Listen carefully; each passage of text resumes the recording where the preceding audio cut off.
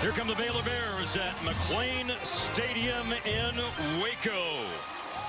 48-45 loss to Liberty last week. They want to erase the memory of that.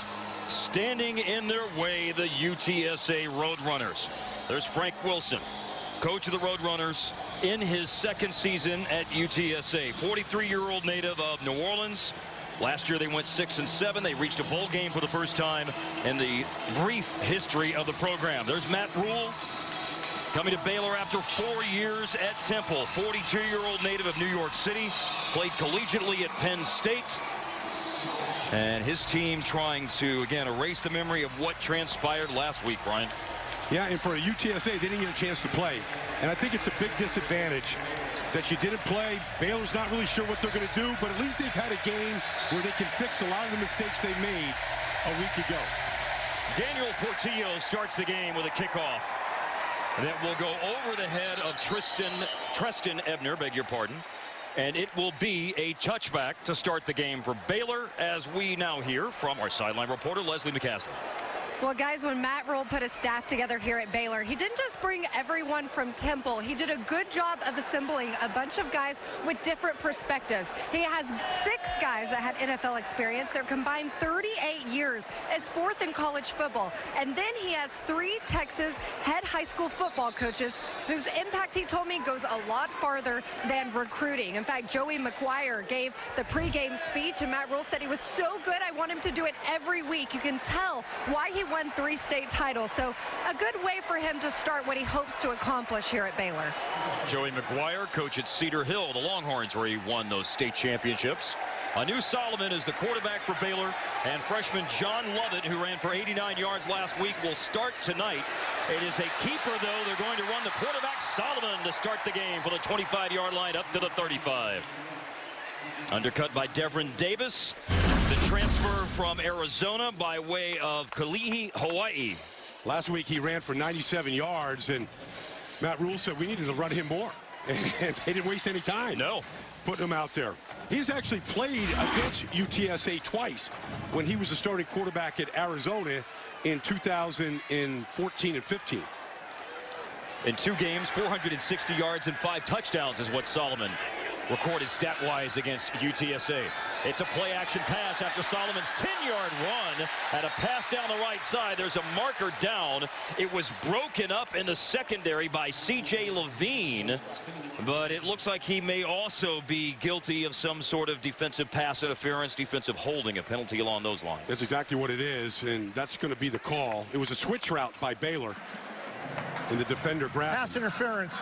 Offense, number 14. Wow. 15-yard penalty. Replay, first down. Chris Platt instead, Brian. Well, it's a switch route, like I said, but he must have really picked right here so that you can get, there it is. But I saw the grab as well on the outside. They didn't see that. They saw Platt running into the defender. Last week against Liberty, Baylor had 7 penalties for 61 yards. They have 1 for 15 yards on the second play of the game. They might get some of it back. Let's see. False start. No. Offense, number 97. 5-yard penalty. Still first down. Dan Romeo is the referee. Followill's 0 for 2 on what he thinks the penalties are up here in the booth. We're going to stop. We're going to stop guessing here. But that makes it 1st and 30. So a deep hole for Baylor's offense after the disappointing loss to Liberty here a week ago. An offensive pass interference, then a false start, and now the ball's all the way back at the 15, and it's an inside handoff. There's room to run, though, for the freshman. It's John Lovett, one of the players to watch for the Baylor offense.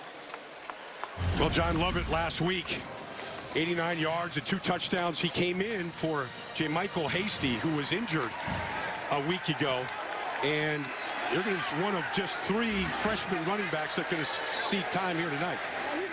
12 yards on the run for Lovett. Hasty with a knee injury is going to be out for several weeks for Baylor. The UTSA defense with a stop led by Lakel Bass on the tackle of John Lovett. Josiah Tauaefa is a linebacker just like Lakel Bass, and he's the UTSA player to watch on defense. It sure is. I mean, he's their middle linebacker. He's their quarterback. He's getting the signal right now. Tauaefa, 115 tackles, 2nd in the nation for a freshman a year ago. You can only see this, the Samoan locks that he has of some Samoan history, ancestry. Takes that proudly. Sign of strength. But he is their middle linebacker, and he's a good one. He's got great instincts and really looking for more leadership from him this year. Anu is bleeding here. The Hawaiian quarterback out of Bishop Gorman High School in Las Vegas, transferred from Arizona. Won the starting job here with that man, Zach Smith, throughout training camp. And Smith will go in. Now remember that Smith started 4 times last year after Seth Russell got hurt in the game against Oklahoma. Smith threw 1 pass last week. He throws his first pass tonight, but it's 3rd and a long, long way to go, and they're not going to pick up the first down. It's about 4 yards short on the completion to Chris Platt. Well, you'll see Anu Solomon. It's once you start bleeding like that, it's mandatory to come off the field until it stops, not just for a play, until they can fully stop the bleeding. He's got it all taped up on that left wrist, or left forearm right now. Officially, that went for 16 yards to Platt, Brian, but it leaves them 3 yards short of a first down. Those 2 penalties short-circuited what started off with promise on that drive after the Solomon run. Drew Galitz from Rowlett Jr. ready to punt for Baylor.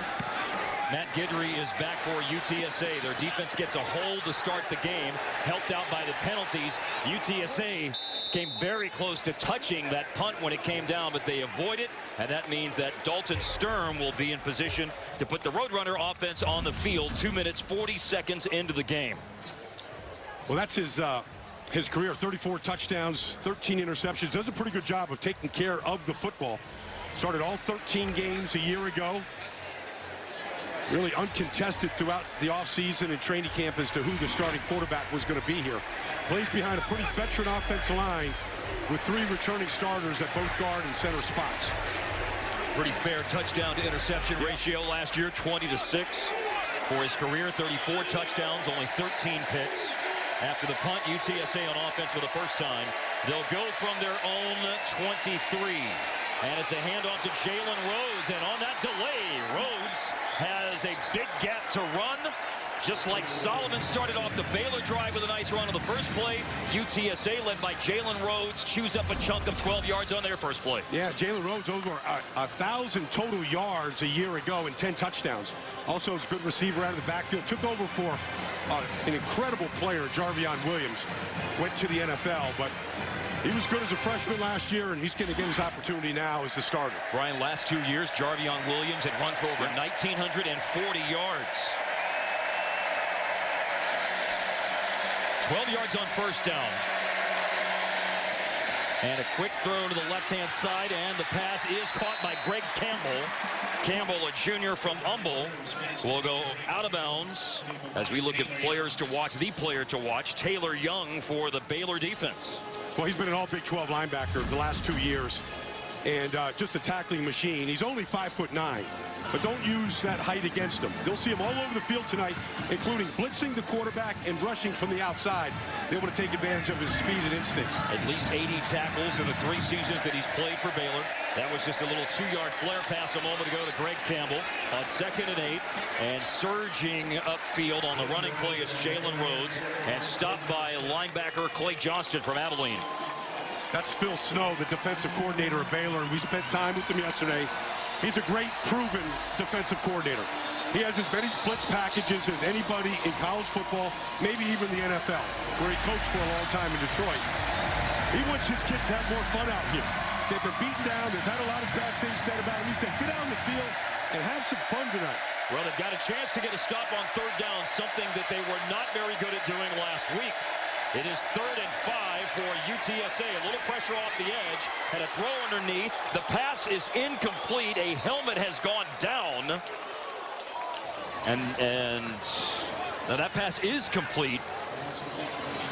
A yard short, though, of the first down as Brady Jones lost his helmet. Well, it's going to come right over the middle, but Baylor in his zone. Watch him collapse on this zone right here. Good hit initially right there by Clay Johnston to get him down with one arm. Short of the first down. So the big problem a week ago, 15 converted 3rd downs by Liberty, first third down tonight, they're able to get a stop. They were 15 out of 24 last week, Liberty was against Baylor. That's Phil Johnson not happy with somebody right now. Probably about the lineup, or who knows. Giving it to Henry Black, sophomore safety. Previous play is now under further review. The runner was ruled short of the line to gain. Well, they're going to review it based on what we saw as to where Brady Jones came down when he caught the pass. I think the spot looks fairly accurate, being about a half yard short. I'm sure Frank Wilson, or Chuck Wilson, would love to have this reviewed. Sure looked like you got to see where the ball is. The ball is short of the line. They had to get to the line of scrimmage. They had to get to the 45. By the way, you saw another one of the true freshmen for Baylor being part of that hit delivered to Jones. That was to Marcus Davis, number 37 for Baylor. Yeah. True freshman from College Station. Now, he's one of the true freshmen who did not play last week. Yep. Brian, there were 11 true freshmen that played last week for Baylor. Yep. And Matt Rule said this week at his press conference and told us yesterday as well that there are anywhere from 3 to 5 more true freshmen who didn't play last week who will tonight. Matt Rule said it's not an excuse, and they're not just giving up on older players. I mean, a lot of these guys have proven that they've earned the playing time. Like a little audio issue for our referee tonight. I mean, this ball is marked short of the 45. I think it was spotted correctly. They're going to go back and take a look at it, but he did not get this ball to the 45-yard line. UTSA had the punt team out on the field. They did go for it on 4th down 26 times last season and did so very effectively, going 14 of 26 on those plays. One more look at the replay. Tackle by Clay Johnson. After review, the ruling on the field stands. It will be 4th down and short.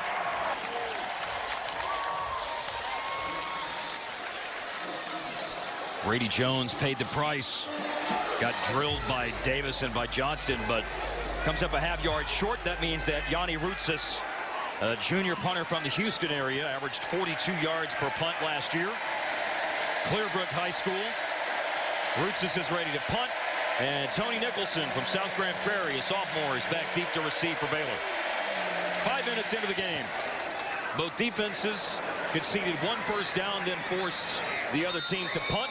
And that punt is down after sailing 45, 46 yards to Tony Nicholson. A fair catch at the 10-yard line. A punt for each team so far. Scoreless just over 5 minutes in. Fox College Football. Series for both teams so far has not produced any points. There were a lot of points scored last week when Baylor, in their season opener, lost 48-45 to Liberty. Liberty threw for 447 yards. You're going to see a big chunk of them right here. Yeah, well, there's a lot of big plays they gave up. 6 plays went 195 yards. The other 95 plays that they defended went just over 300 yards. So a lot of big plays they gave up. A lot of them led to scores in those 48 points. Remember that Anu Solomon sustained a cut on his arm and had to come out for 1 play on the last drive. This drive will start at the 10. Baylor has already been signaled for 2 penalties, and there's a marker down before their first snap on this drive. Prior to the snap, false start, offense, number 76. 5-yard penalty, still first down. Left tackle Mo Porter. Mo Porter was suspended for the first half last week, started the 3rd quarter. He was the captain today. Went to Matt Rule during the week and apologized and all that. Matt's like, it doesn't do you any good. You know, suspension. But he was a captain today, had a good week of practice, but those mistakes like that are bad errors for an offense. Standing on the goal line to receive the snap, Solomon hands the ball off to John Lovett, the freshman. You'll hear us say that word a lot tonight, referring to Baylor. Freshman Lovett carries the ball to the 13, gaining 8 before Darryl Godfrey stops him. I met his parents on the flight back from Dallas, Texas last week. He went to the high school right across the street from Cherokee High School in Marlton, New Jersey. Heavily recruited kid. Really was going to go to Michigan State. Matt Rule went and talked him out of it. Said, you're coming with me down to Waco, Texas. You're going to be a running back for me. And I think they're pretty both happy. Solomon, quarterback draw, and it opens up for him. He'll slide outside the 20 and a first down for Baylor. Nice job of being patient by Anu here, because there doesn't look like there's much of a crease. It's a quarterback draw, but he just picks and chooses, and then he does a good job here of sliding and getting down and protecting himself after the first down. Solomon's had a couple of nice runs in the game. He's had 1 for 10 and now 1 for 9 yards. Play fake over the middle and incomplete. And a marker is down. Yep. That's Austin Jupe, former Baylor Bear, on the interference. Actually signed at Baylor, never played, was redshirted his freshman year, then transferred to UTSA where he's the starting corner. From East Central Pass High School. interference. Defense, number 2. The penalty enforced at the spot of the foul. Automatic first down. Austin Jupe's coming back home to play in San Antonio. Went to East Central High School in San Antonio. Press man coverage here. He's got the jersey on Mims. Then he's got that left hand around. You can put the left hand on the waist. You just can't turn the wide receiver. But I think they saw him grab the jersey.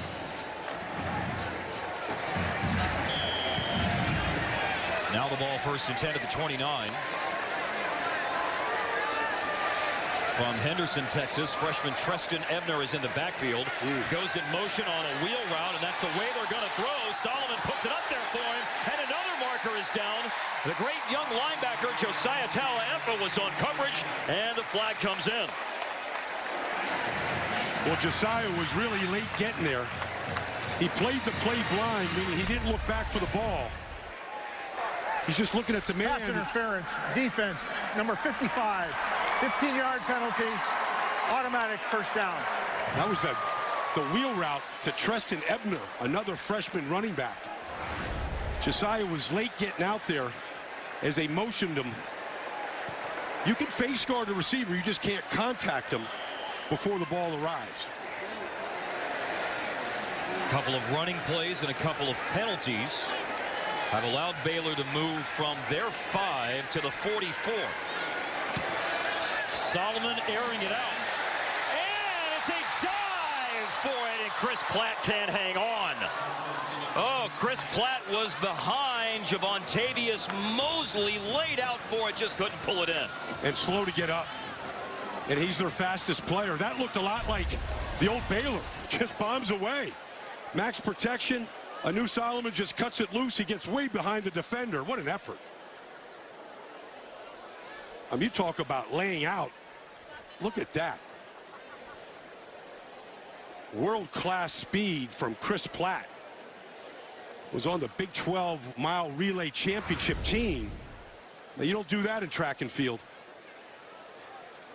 Hopefully, when he came down, all he did was just get the wind knocked out of him. That will happen sometimes. They produced a couple of good 400-meter runners here at Baylor before Chris Platt got here. Yeah. Michael Johnson, Jeremy Warner. Chris Platt is up to his feet now. We were talking to him before the game. I said, were you just born fast? Like, do you have to practice that, or you just started early in life sprinting? Look at that effort. That's one of those plays where Matt Rule will show his team, like, this is what it takes. You're trying to build a program back up. It's that type of effort, even though he didn't come down with the catch. Just giving it everything he has right here. That's what Matt Rule is looking for from every one of his 85 scholarship players. A lot of big play potential for Chris Platt. Last week, 102 yards on just 3 catches. 2 of the 3 catches went for touchdowns. Looks like he's going to be okay. Platt caught 7 touchdowns last year out of his 49 receptions.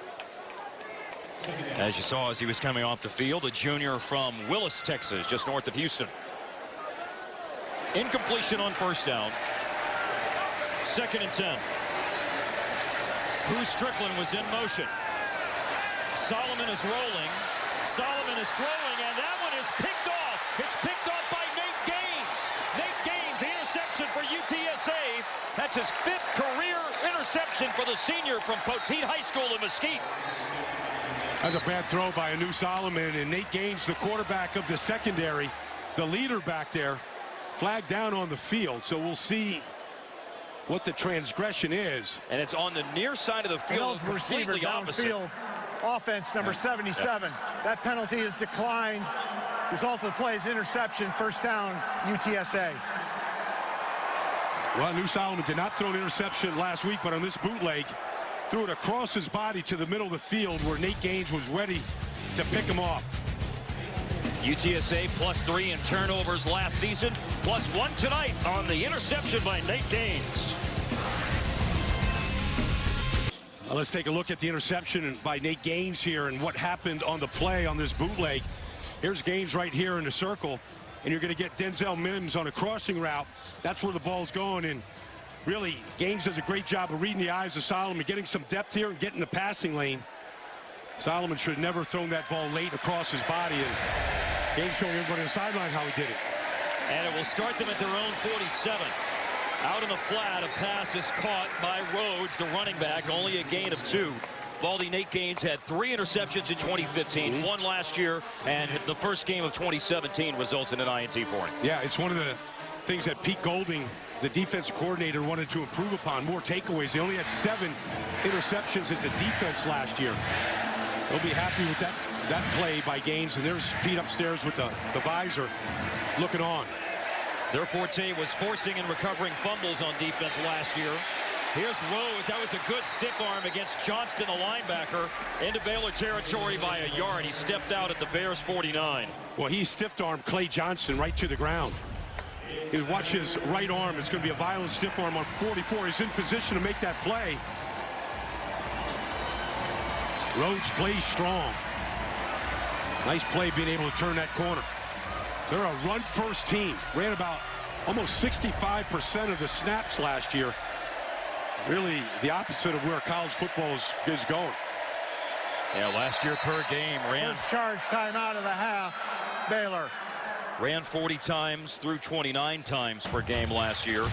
UTSA has passed for 2. They've run for 2. Now a timeout is called as they face a 3rd and 6. 2016, Frank Wilson's UTSA Roadrunners converted and attempted more 3rd downs than anyone in Conference USA. They have a 3rd down, a short 6 coming out of a Baylor timeout exactly midway through the first quarter. Baylor stopped them on their first 3rd down attempt. About a half a yard shy. We'll see what Dalton Sturm does here. And threw a pass to Brady Jones, but it was a half-yard short, like Brian said. Tight end Shaq Williams moved from left to right. Kerry Thomas Jr.'s in motion. Option, looking to throw underneath. It's caught, and once again, this is very, very close. Josh Stewart, who led the team in receptions last year, caught it, and that one is just enough. Where last time they were a half-yard short, this time they make it by a half-yard. Yeah, well, Baylor's playing his own, and real patience that time by Sturm as he gets the ball just off the fingertips of Taylor Young. Good throw that time by Sturm under pressure. Josh Stewart is from College Station, transferred to UTSA from Midwestern State at Wichita Falls. Fake handoff and all kinds of room to roll out and run. Dalton Sturm stays on his feet, didn't give himself up at the marker, and gained an extra 7 or 8 yards because of it, just short of the Baylor 25. Somebody was undisciplined and out of their gap here by Baylor. They got this blitz coming in here, but he gets outside. There's nobody there to contain it. Somebody has to contain that play even when they blitz inside. We said that Sturm was a real dual threat quarterback, and you've got to have a body on him. In fact, Phil Snow said we're going to spy him today in the passing game. He's such a threat to run it. Ran for 313 yards last year and 4 touchdowns. He just went for 17. UTSA and Victor Falcone field goal range. However, they're going to be backing up. False start. Offense, number 80. 5-yard penalty. First down. Wide receiver Josh Stewart. And Frank Wilson saying that should never happen to a wide receiver. Just look at the ball. I mean, that's the fundamental on that. You know, that run by Sturm, Mark, every defense has a weakness to it. When you blitz the middle with 2 linebackers like that, you got to make sure if that play is run, you got to have a guy out there for it. And Baylor didn't. Still making some mental errors. The mental error by UTSA pushes them back 5 yards, 1st and 15. Kept by Jalen Rhodes. Hits an offensive lineman, tackle Reed Dara, and then only picks up 2 after that. You know, UTSA really has multiple styles that play. They can play as fast as anybody. They can call the plays like Dalton Sturm is doing at the line of scrimmage and go without a huddle, or they can play and take all the air out of the ball and take the full time and huddle up. You have to be ready for every single speed that Frank Selfo has. Frank Selfo, the offensive coordinator. Let's see what he dials up on 2nd and 13. Pressure coming. Sturm stepped up in the pocket, but he still goes down at the hands of Xavier Jones, who also made the tackle on the first down run. Well, that will make Phil Snow happy, the defensive coordinator, because you get a blitz here this time. You get a 6-man pressure. They're coming after Sturm, and Phil Snow said, if we got to blitz like crazy to get to the quarterback, we got to get to the quarterback. We have to affect him. Last week against Liberty, 1 sack and 60 pass attempts. First sack tonight. It went for a loss of a yard, making it 3rd down and 14. Terrell Clay has gone into the backfield for UTSA. Greg Campbell just went into motion. A lot of time to throw, and it's through the hands of Josh Stewart, and it falls incomplete. It held up there dangerously and was close to being picked off, but it's an incomplete pass, 4th and long. Well, Josh Stewart got right in the hole of this defense. They had dropped 8 players in the secondary, and this ball would have been a first down for Stewart. Went right through his hands. Stewart threw a good ball. And that's the senior and leading receiver from a year ago. Big target. The longest field goal last year that Victor Falcone made was 45 yards. This one he's about to attempt is 47 yards. Second charge, timeout, Baylor. He won't attempt it, though, until this timeout with 4:42 left in the first quarter. I think Baylor had 12 guys on the field. The field goal will come after this timeout taken by Baylor, the second timeout they burned already.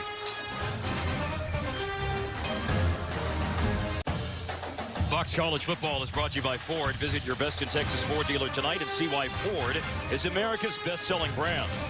By Baylor Scott and White Health, the official healthcare provider of Baylor Athletics. And by Coyote Tractor. Find a dealer at coyotetractor.com.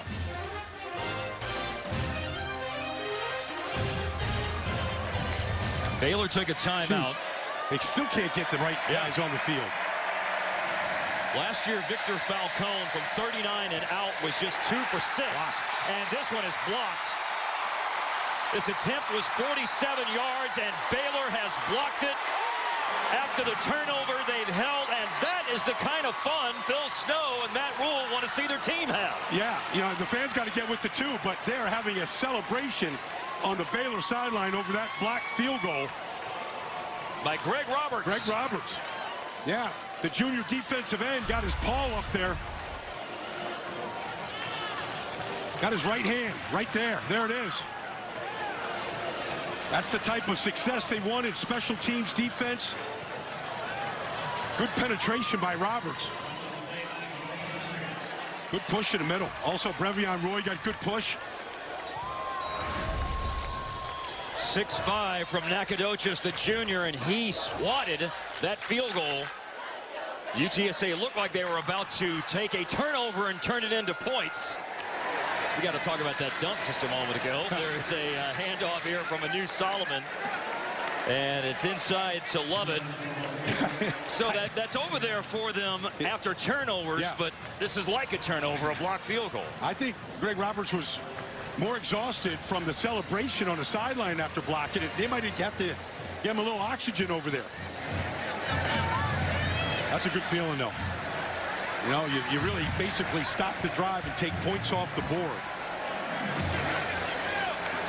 Lovett just ran for a yard. Baylor's 3rd offensive series of the game.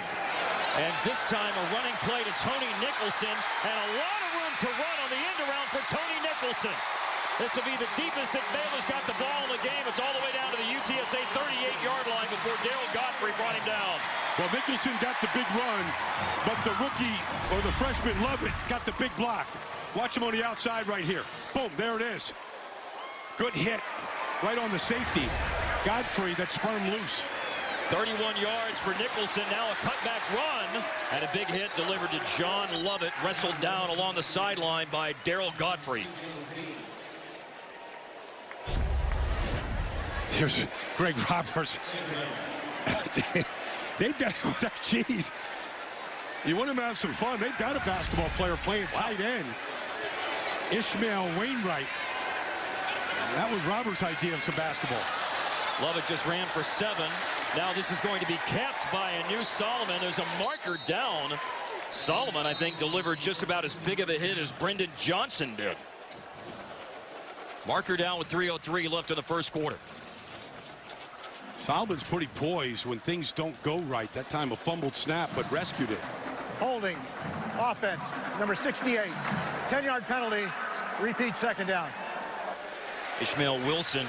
Sometimes they'll move Tecklenburg over to center, and Wilson will come up and play at left guard when Tecklenburg moves from guard to center. Well, Tecklenburg's playing center now, number 52. The sophomore, a tight end convert.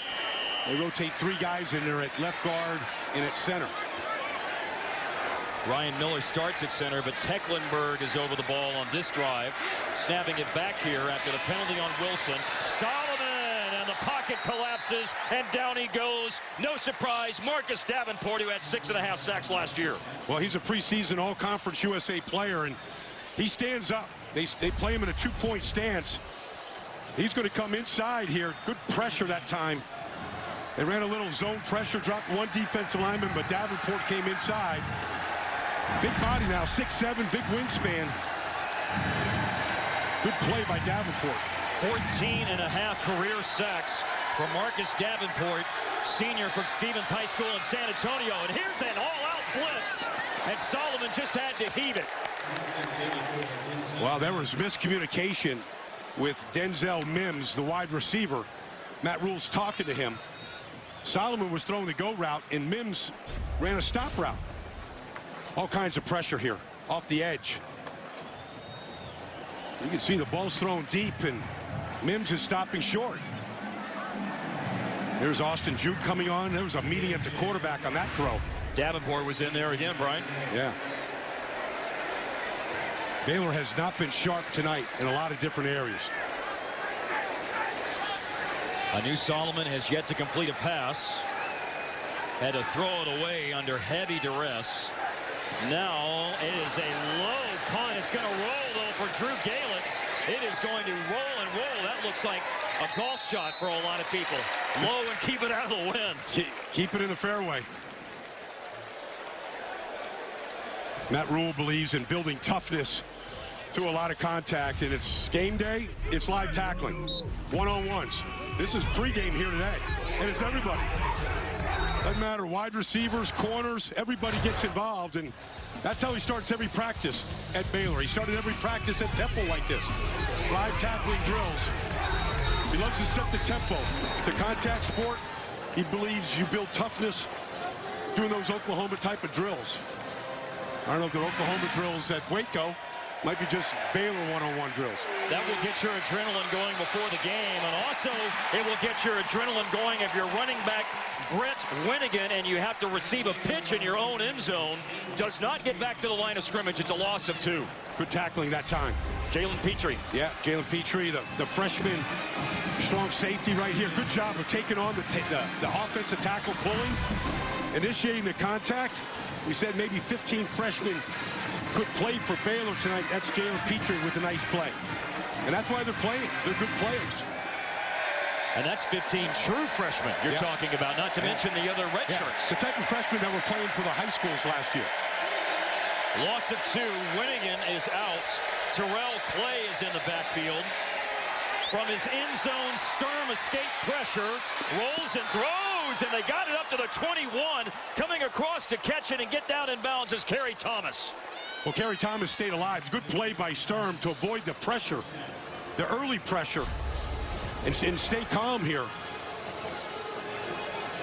That's Tyrone Hunt, and then Kerry Thomas, who was their second leading receiver a year ago, the brother of Josh Stewart. The number 1 and number 2 leading receivers from a year ago. Big catch on that play. 17 yards.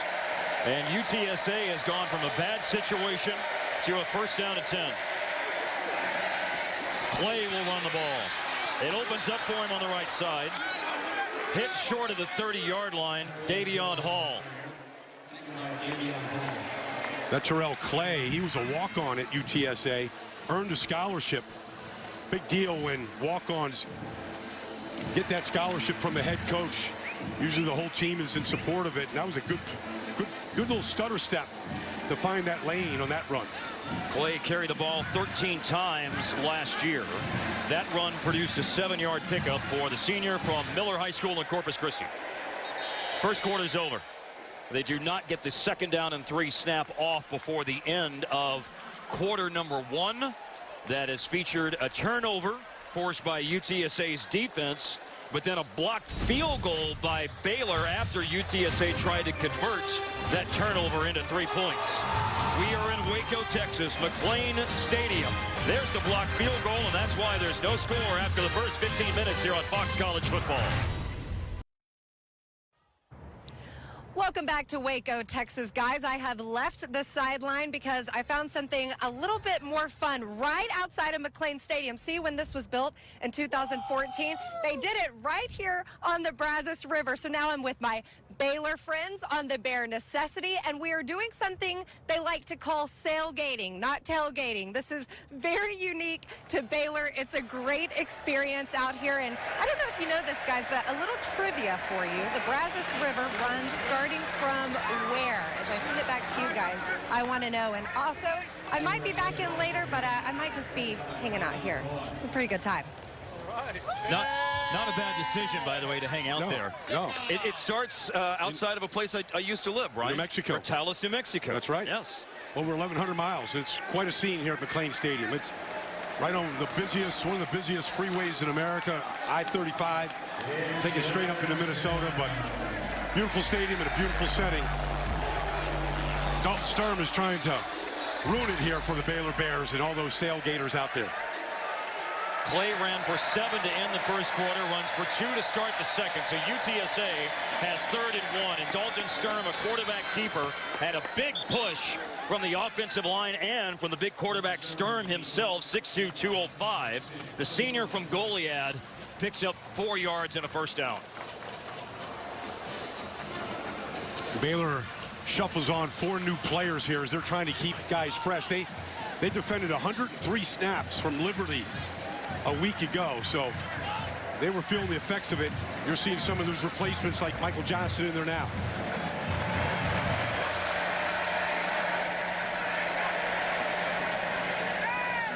Rollout for Dalton Sturm, throwing on the move, and nicely done. It's caught just over the 50 by Danon Cavill. Goes to the 49 of Baylor as we look at Coyote Tractor's first quarter stats. Scoreless first quarter. Numbers favor Baylor with 85 yards of offense compared to 71 yards of offense for UTSA. 1 turnover, but it didn't prove to be effective. And 60 total penalty yards, so that was also a big part of that first quarter. Sturm looks good, though, for a guy that hadn't played a game since the New Mexico Bowl last December. It's 5 for 6, 43 yards. He's going to throw his 7th pass, and it's complete. It is caught and breaking 1 or 2 tackles. Josh Stewart on the run to the Baylor 27. Stewart looks like one of those receivers that used to play here. Big, strong kid. Bounces off this tackle, and Sturm's got a good arm. I mean, he gets this ball there in a hurry. And sling it. Breaks the tackle outside.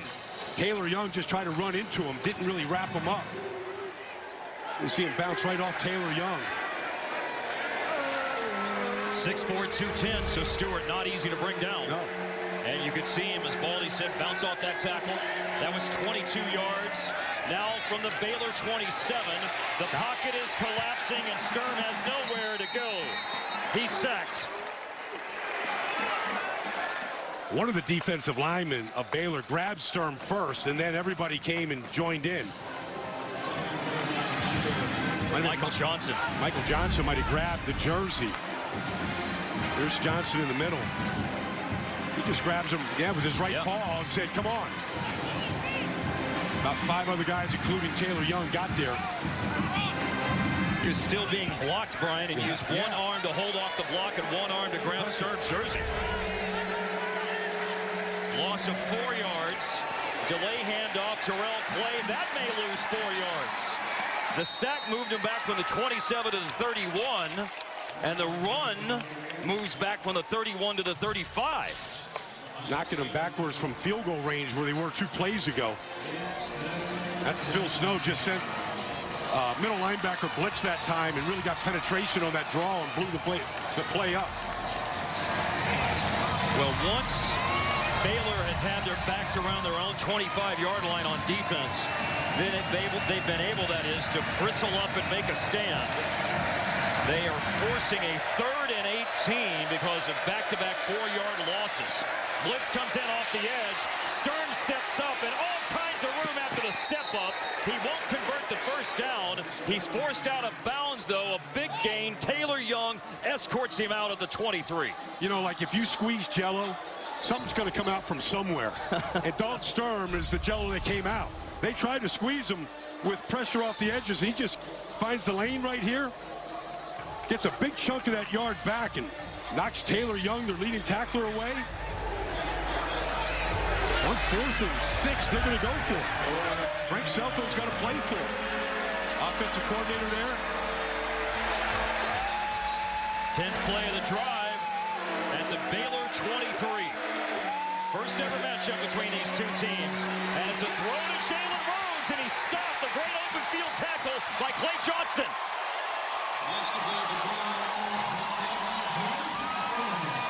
Great play by Johnson, but I'm just curious about the call from Frank Selfo. I mean, you throw the ball in the flat, you hope you can break a tackle.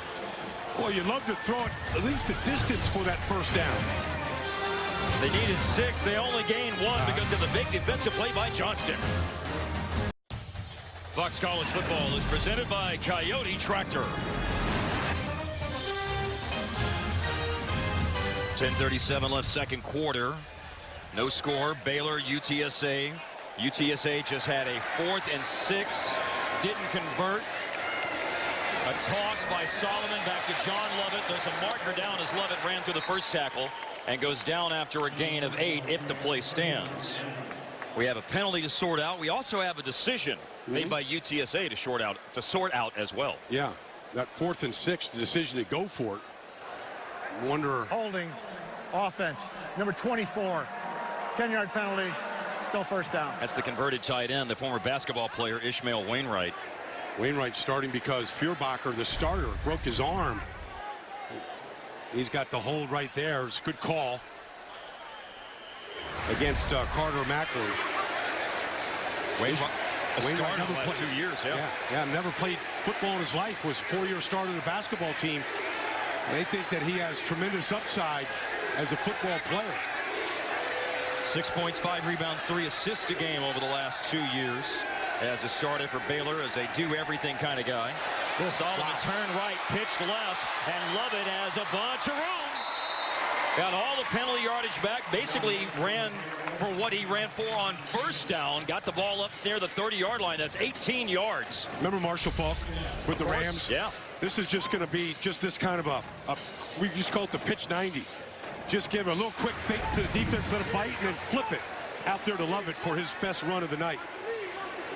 And now co-offensive coordinators Jeff Nixon and Glenn Thomas look like they wanted to run a play quickly. Kyle Boyd is in at fullback. 2nd and 2 for Baylor. Lovett, down he goes, shy of the line of scrimmage. Nothing ever opened up for him. Running behind Kyle Boyd, the fullback, their former Marine, was recruited here to Baylor, opted to go in the Marines for 5 years. Came back as a linebacker last year. Matt Rule loves to have a fullback in his offense, said, "You're my fullback." Had to learn how to block, and that time kind of got stuffed at the line by the Roadrunners. Lovett now 7 carries, 43 yards. 3rd and 4, and it's batted down by Marcus Davenport. He already has a sack tonight, and he just batted down an Anu Solomon pass. Well, he's 6'7", got a big frame, and I mean, he just got in the passing lane of Solomon that time. We've seen him with the sack, and now with the batted pass, and they know just what kind of a wrecking machine he can be. But they got to get his hands down if you're going to throw that route. Sometimes you just got to cut them at the line and get that tall oak tree down. Matt Guidry to return. Drew Galitz to punt. Wow. Good kick. And Guidry fumbled it. Guidry fumbled the return, and Baylor has jumped on it. And that is the deep snapper. Ross Matisic has jumped on the loose ball after Guidry fumbled it. The deep snapper recovers. Baylor with their first turnover tonight. Well, it's the special teams that's the difference. Kick was muffed for and then Baylor. recovered by the kicking team. The Baylor's ball, 1st and 10. He took his eyes off it. Never got it, and that was great hustle that time to get down there and be right there without interfering with it. First one down, this long snapper, it's a great play.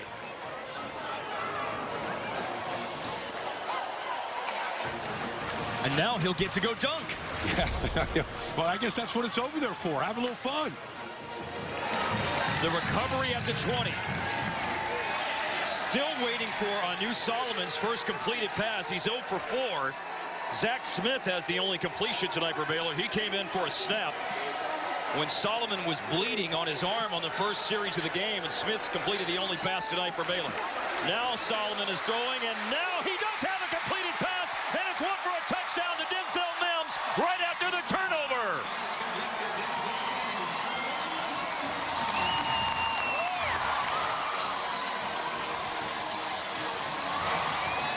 That was the call by Jeff Nixon, the offensive coordinator, to attack right after you get the ball back. Go deep here to Mims. They've taken some deep shots, hadn't gotten one yet, but they stayed with it.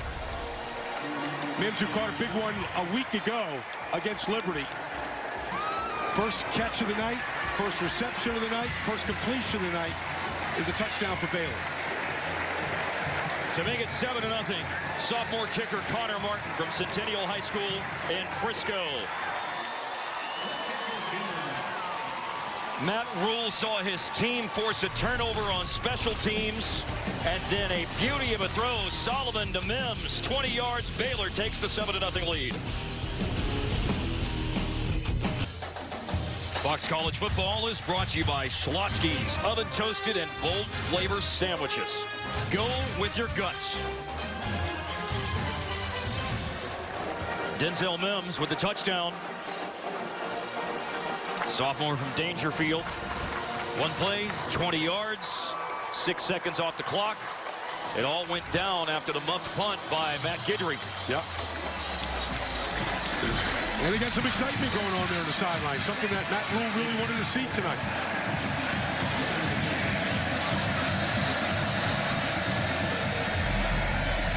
Kickoff from Drew Galitz.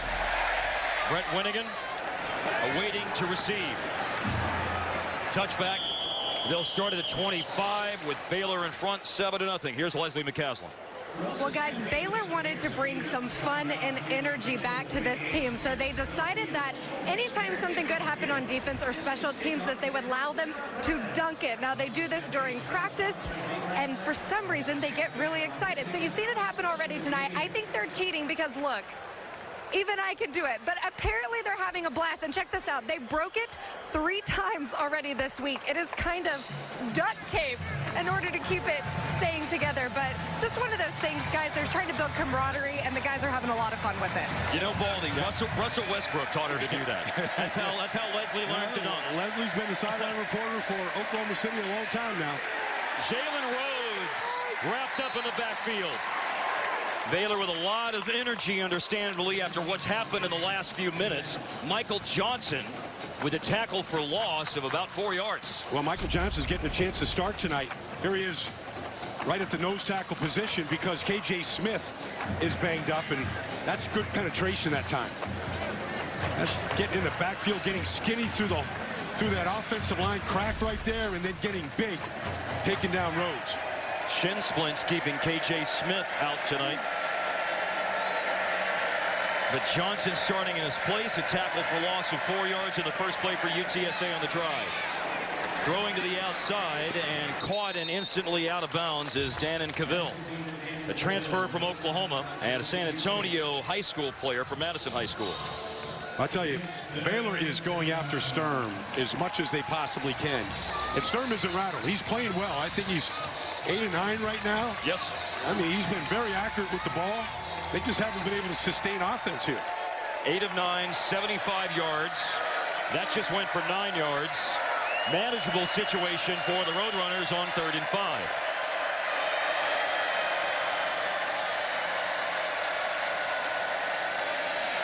Quick throw. Slant route caught. Greg Campbell Jr. tumbles down around the 40, 41-yard line. First down. Beat Jamison Houston, the corner on that play. Good throw. Used his body to get between the man and the ball. Big time throw and catch in a pressure situation. Second catch tonight for Campbell. The junior from Humble only had 4 catches last year. Sturm does a lot at the line of scrimmage, just getting in plays, getting out of plays. Gives the ball to Jalen Rhodes. Ira Lewis made the initial play, the penetration to force it to the outside, and Rhodes makes it almost back to the line of scrimmage. You know, that Iron Lewis right there, he wears number 9. It's a big deal at Temple. Single digits. Matt Rule believes in giving players that play the best. They vote on the 9 best players on the team coming out of training camp. They give them single digits, and Lewis, one of 2 defensive linemen that wear single digits, and it's a sign of real pride for the Bears. Motion for Kerry Thomas, bad snap. It bounced fortuitously to Sturm, and then in desperation, he will throw it out of bounds to avoid a loss. Well, you're going to see the high snap this time from Pratt. Going to catch Sturm way off guard. It's unusual. Pratt's a veteran. A lot of snaps in there, and Sturm does a good job just being poised and getting rid of the ball and not doing anything foolish with it. I've been there at center making a bad snap. Sometimes it just feels weird to you. The defensive line doesn't react the way they normally do. You know something went wrong. Pratt's a transfer from Glenn Junior College. The senior with a bit of a miscue. Now here is Sturm stepping up. He is going to keep it, and he got a little block and a cutback. And a first down picked up with a quarterback run on 3rd and 11. He's got your Brent now. And that's not a design run. This is just a scramble. Baylor set 5, but he's finding the open lane, even though he's keeping his eyes down the field, and then he doesn't go down easy. He's not sliding. He knows the distance. He's going to give the signal for a first down. Big time play. Nice block by Jalen Rhodes against Kedrick Bonds. Run for 16 yards. Dalton Sturm has run for 44 yards in the game in addition to his 9 out of 11 passing.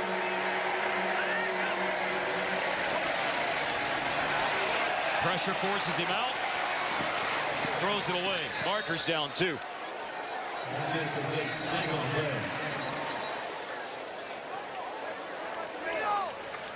UTSA is driving into Baylor territory. We'll have the call here from Dan Romeo, the referee.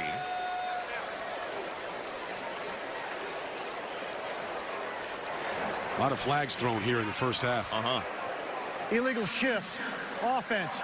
Number 60 was going down in his stance as the motion man was in motion. That's a 5-yard penalty. We'll replay first down. 9th penalty between the 2 teams, Brian. Well, it's 2 guys moving. Juan Perez Isidoro, guilty of the infraction. Back up right guard. Frank Stefano. It's a look of frustration for the offensive coordinator.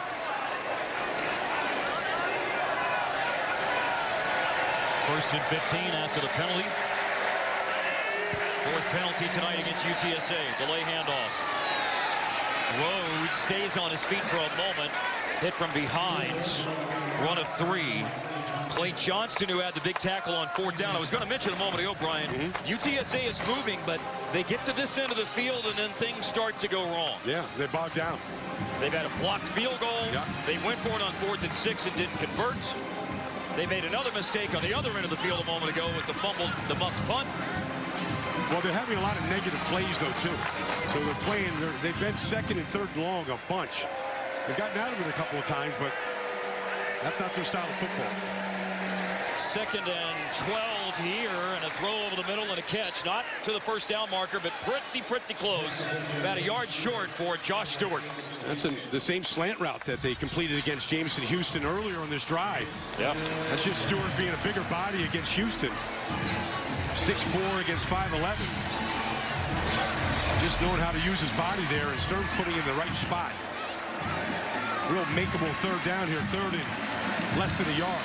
Greg Campbell caught the slant pass earlier in the drive against Jameson Houston.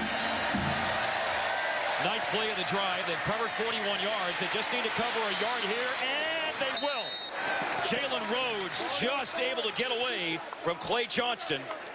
Yeah. Johnston was there, but Rhodes put a good move on him. Here's Johnston coming on the outside, or I guess Johnston gets there, but the move was earlier. Against Petrie. Yeah, against Petrie. Put him in the deep freeze, just froze him, got those feet to stop, and then Johnston brought him down, but not after the first down. Terrell Clay in the backfield. UTSA with 3.5 minutes to go in the first half. Now they have it at the Baylor 31. Clay hit high on the run. Tough to bring down. Fights for an extra yard after the contact. Eric Ogor. Mark, I mentioned earlier that Matt Rhule has, a really cool system in place where they vote on guys to get single digits. Looking at Brian Nance, the defensive end, with number 5. They voted on him just before the Liberty game. Taylor Young, number 1. 2nd down and 8. Clay just ran for 2. They'll run for a lot more than 2. Up near the marker, right around that 21-yard line, brought down by Deontay Williams. Sets up another 3rd and short.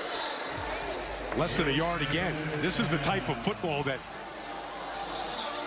UTSA went to a bowl game with a year ago. Just ball control, real manageable 3rd downs. You said that one of the most amount of 3rd down attempts in the country a year ago. Hosting Conference USA. Yep. Frank Wilson said he'd like to have a little bit more explosion to his offense. They haven't had that tonight. Brian, the drive is over 6 minutes long. Quarterback sneak. Sturm on 3rd and 1. Didn't get nearly the push that they had on the earlier quarterback sneak. But they got the first down. They keep Baylor's offense off the field as the 2nd quarter winds down under 2 minutes.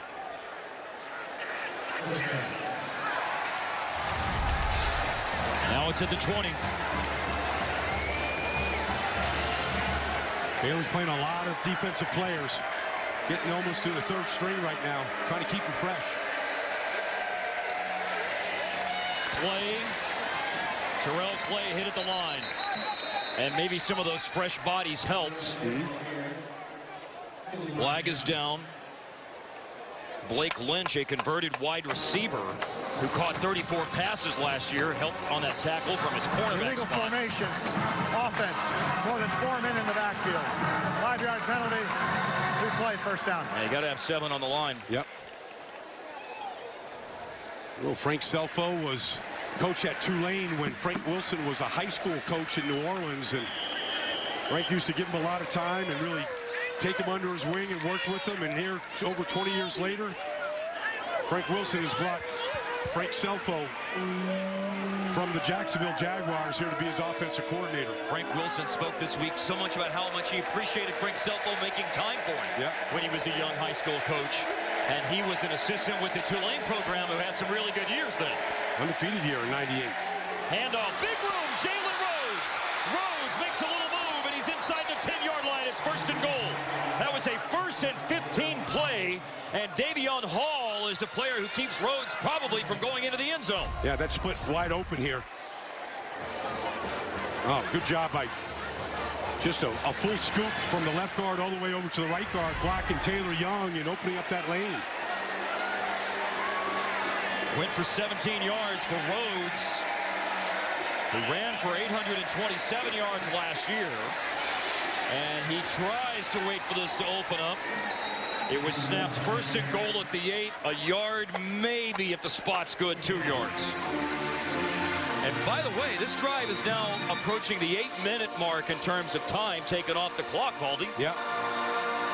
But as good as that is, First charge timeout. they need to finish the UTSA. drive. Tie this game up in before halftime. They'll take a timeout to talk over things. They've got 2 chances to finish the drive with a touchdown when we return. Start your day with First Things First. Weekday mornings on FS1 with hosts Chris Carter and Nick Wright as they kick off the day with the latest in sports. First Things First, weekdays at 6:30 a.m. Eastern on FS1. When's the last time, Brian, you've seen a 14-play drive, 7:55 off the clock? Yeah. Not many of those in college football. A lot of those from UTSA. Second and goal of the 7. Fade to the end zone, and it's out of bounds. Good play. Blake Lynch broke it up, intended for Stewart. Yeah, good play that time by Lynch against Stewart. We've seen that height advantage. 3-by-1 set. You see Stewart at the bottom of your screen. The key here is Lynch gets his hands on him. And he does a good job of finishing at the end. Usually, in this situation, you're down at the 7-yard line. You'll try that play once, but you won't come back to that play. See if they do. Lynch is right up on him again. Threw it to the short side of the field.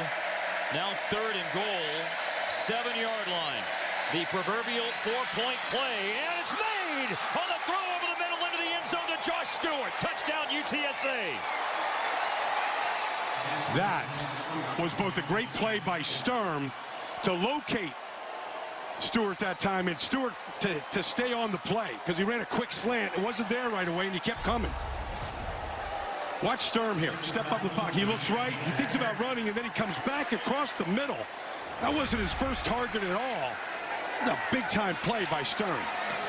The extra point for Victor Falcone. The game is tied after a 16-play drive. This play caps it off. 7 yards. Dalton Sturm to Josh Stewart. Watch Sturm. He's not. Look at that touch he throws right over the hands of Clay Johnston. Feathery touch. Feathery touch. Good call. That was some execution by Sturm, by Frank Wilson's team. The first touchdown of 2017 for the Roadrunners.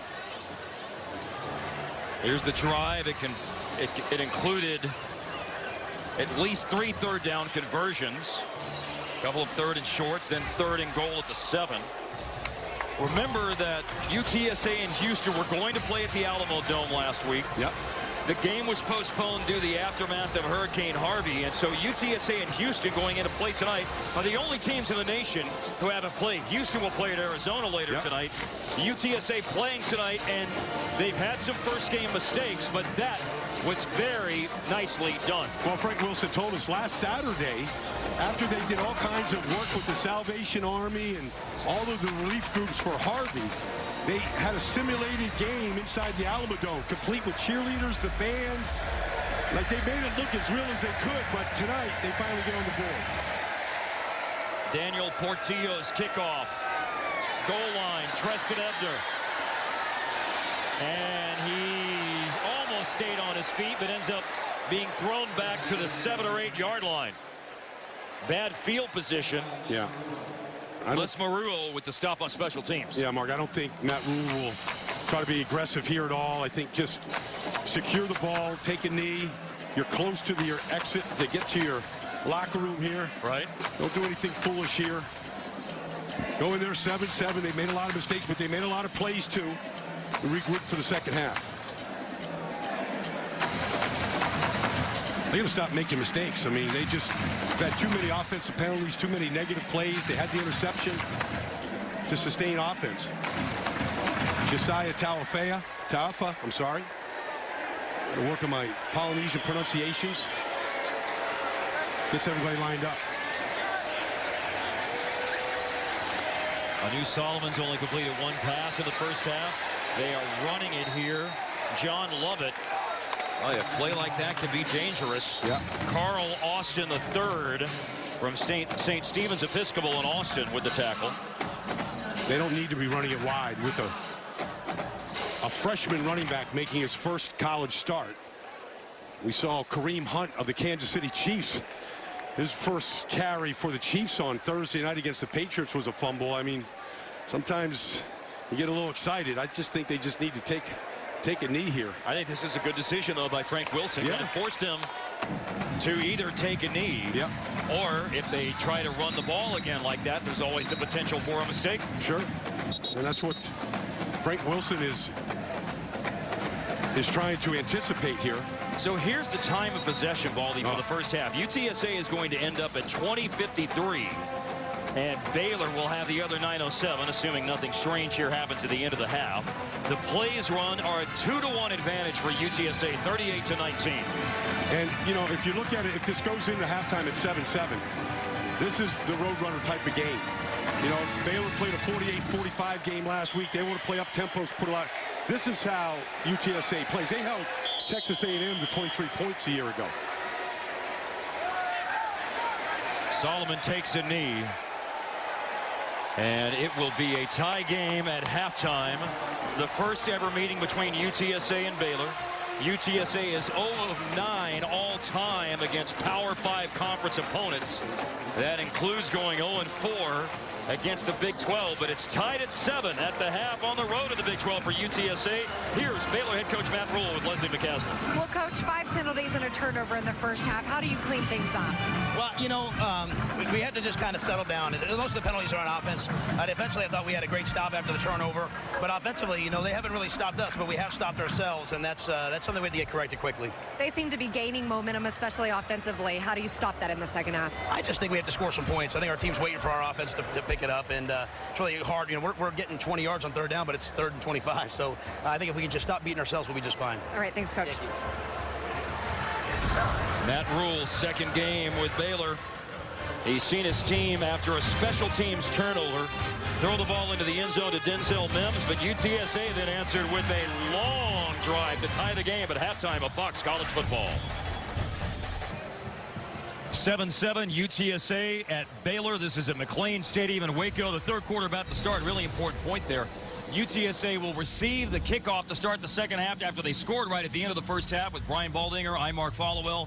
Don't let the 7-7 score fool you. A lot happened in the first 30 minutes, Brian. A lot of highlights. A lot of highlights to look at. A lot of them on special teams and plays. You're going to see Nate Gaines here with an interception of a new Solomon pass. But they would get this kick blocked by Greg Roberts. The defensive end gets his big right paw up. He'd come over and try to slam dunk this, trying to create some fun for the Baylor Bears. You know, and then this pass right here on fourth down, nice tackle by Clay Johnston, who would lead the Bears with 8. This muff punt here recovered by Baylor. In the very next play, they would take a shot to Denzel Mims. This was the only pass completion of the first half for Baylor. We're getting the end zone there. You get Jalen Rhodes running down here at the end of the first half. And this play here would cap off a 16-play Roadrunner drive catch there by Stewart that would tie it up at 7-7 in the stats. Really what you have to look at is time of possession right here at the very bottom there. Over 20 minutes for UTSA, and they have controlled the line of scrimmage in this game.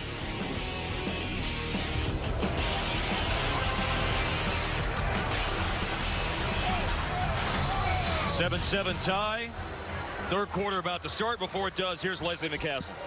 Well, guys, I talked to UTSA's head coach, Frank Wilson. Not a lot of specifics, but he said they're feeling very confident. He said in that first half, you know, they went for it on fourth down. It didn't work out, but they needed some momentum. He said then our defense held steady. But he said right now, I like where we are. He said we need to do a better job finishing overall, but we haven't played our best football yet, guys. And he said he really likes their chances right now. So they're feeling great going into the second half. Well, I think a part of the reason to feel great, and Brian said it a moment ago, we talked about it during the first half, is it is a UTSA tempo and style of game, and a big reason why is what's going on at the quarterback position, how well Dalton Sturm has orchestrated the offense. And Anu Solomon, not all on his shoulders because of some penalties, and he's been in a bad spot because of that, but just 1 out of 5, the one completion was the touchdown. See there from Sturm is that he's the leading rusher in this game right now. It's over 150 yards of total offense, and Anu Solomon, you know, 1 touchdown, 1 interception. They just got to get the ball and sustain offense, and it's the penalties that has hurt them. And they need that type of enthusiasm as they start this second half of the kickoff to be contagious throughout this team that has had very little success here. throughout this offseason. A lot of negative stuff written about him and said about him. He need to go out and play a good 30 minutes in the second half. Second half kickoff. Drew Galitz. Brent Winnigan, 1-yard line. Hit at the 20, down around the 22. Well, I think one thing that Baylor will do here in the second half is they will spy Dalton Sturm. Leading rusher, they've blitzed him, but they haven't really had a guy to stop him from breaking the pocket when he has. And none of his runs are design runs. They've all been scrambles. I think Phil Snow will try to fix that for Matt Rhule here in the second half. UTSA, a program that's starting its 7th year. 32-39 is the record since they started up in 2011. A win tonight would be maybe the signature win of the first 33. But they have a ton of work out in front of them to get there. Kerry Thomas catches the opening pass of the second half by Dalton Sturm for a gain of 9. About what Frank Wilson has done. 92 of his 115 players are right here from the state of Texas. A guy that was one of the great recruiters in the Southeast Conference for a lot of years, a lot of them at LSU. Recruited some of the great names in the NFL there. Did a good job in state. Second down and 1, an offensive coordinator's dream, and on the bootleg, it has got a big opening and a lot of room for Dalton Sturm down the sideline. We have seen them run that play tonight, and Baylor has been bitten twice on it. No question. Good block on the outside by the tight end, Shaq Williams here. Celia, he's the lead blocker here. And Sturm is, he says he's got some savvy to him. It's an arm-saving tackle on the outside from Jalen Petrie, just a freshman, to stop that from being a touchdown. That went for 40 yards. Sturm has 89 rushing yards tonight. That's a career high, bettering the 82 he had last year against Arizona State. An underneath throw, and running out of the tackle and running into the end zone is Kerry Thomas.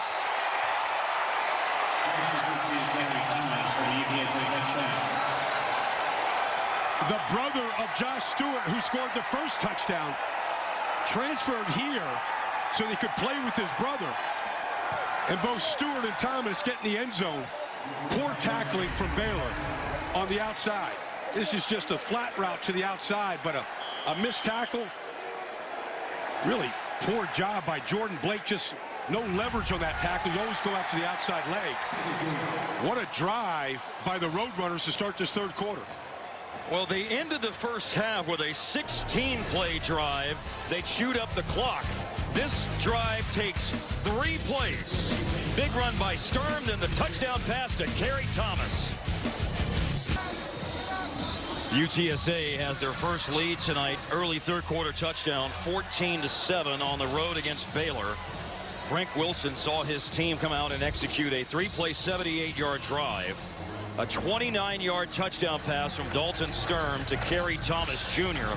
That is his 14th touchdown, the most receiving touchdowns in UTSA history in his time there. Had 8 last year. Well, Frank Wilson's told Leslie at halftime that he feels good about his chances, and that drive was a good example of it.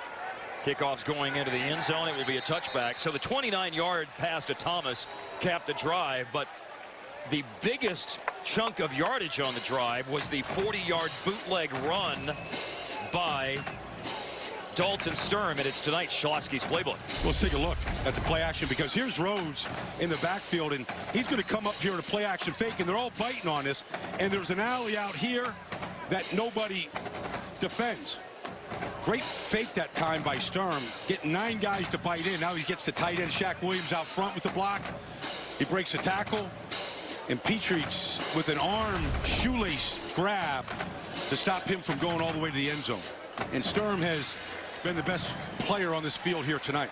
Besides 89 yards of rushing from the quarterback position, he is a fabulous 13 of 16 throwing the ball for 142 yards and 2 touchdowns. That is a QB rating of 197. Solomon, and New Solomon throws it right into the back of the defender. Devin Davis on the coverage against Chris Platt. Well, he threw a flat ball. I mean, on that play, you know, when it hits the back of Davis, there's no arc to the ball. He's got to put some arc on it, throw it over the head of Davis, who was running blind on the play. A lot of different ways to get that ball down the field, but you don't want to throw a line drive in that situation. 2nd and 10. Here comes the pressure. Another deep ball. This one is off target.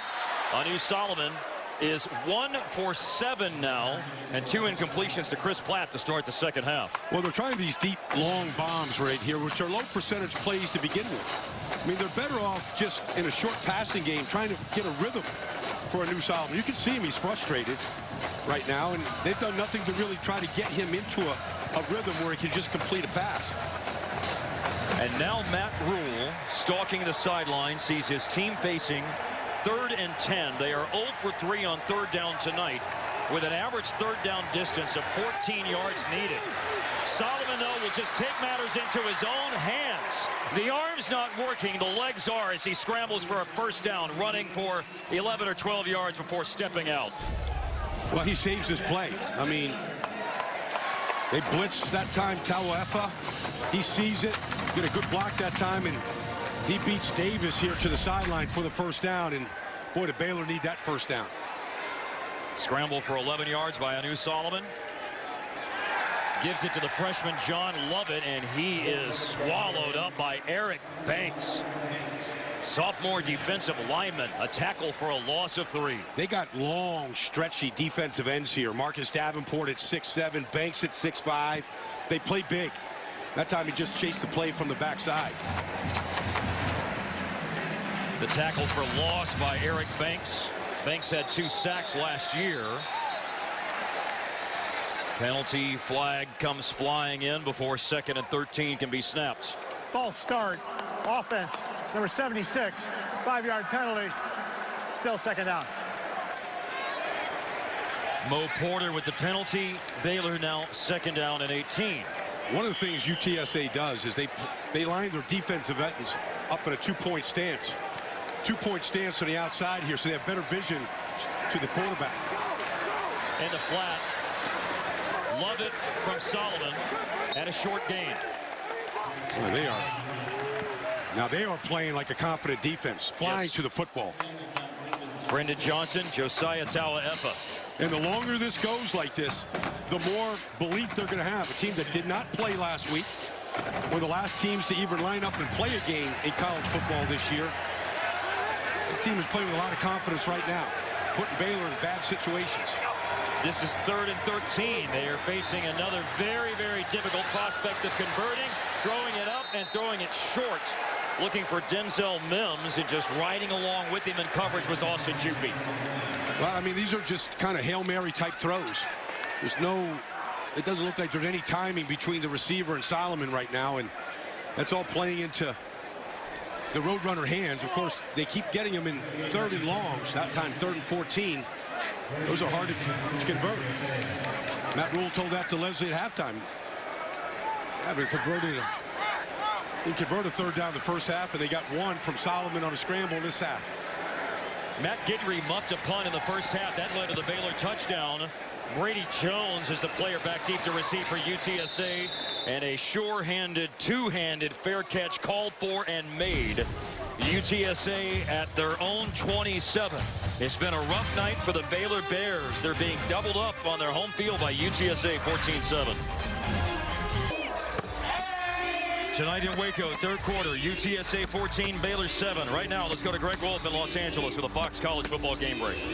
All right, guys, number 2, number 5 in a showdown at the Horseshoe. Ohio State beat Oklahoma last year. Sooners have reeled off a nation-best 11 straight since. This is Baker Mayfield to Dimitri Flowers, 36-yard score. Ohio State has added a field goal since. Buckeyes lead at 13-10, 3rd quarter. Mark, Brian, back to you. All right, so not the only low-scoring game in college football here tonight. This one is 14-7 in the 3rd quarter. UTSA the lead in the ball. Got a bunch formation over here. They like to run out of that. Well. Pump fake and a lot of room to run. Not the way they designed the run, but the quarterback, Dalton Sturm, goes over 100 yards rushing tonight. He will race up near the 45, give himself up officially at the 43. All of his runs are off of just scrambles right now. I mean, they blitz the middle again, and he keeps finding the lane. That time he pump fakes. He gets away from Tyrone Hunt and takes as much real estate as Baylor will allow him to take. I thought they might spy him in the second half, Mark, but not so far.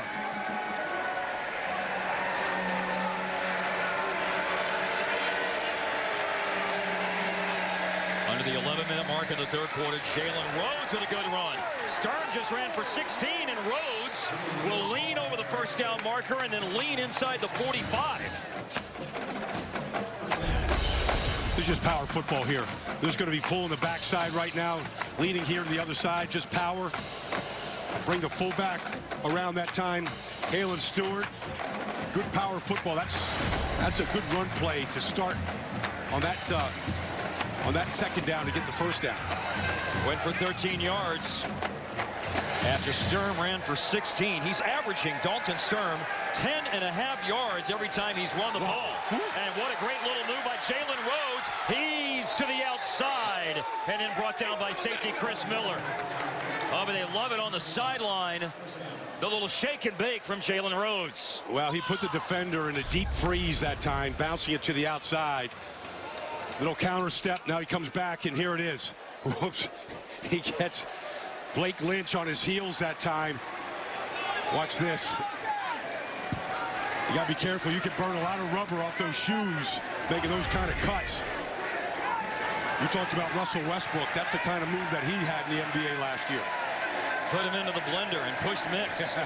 29-yard line, first down again, and now Baylor stiffens up defensively after they'd given up a run of 16, a run of 13, then a run of 15.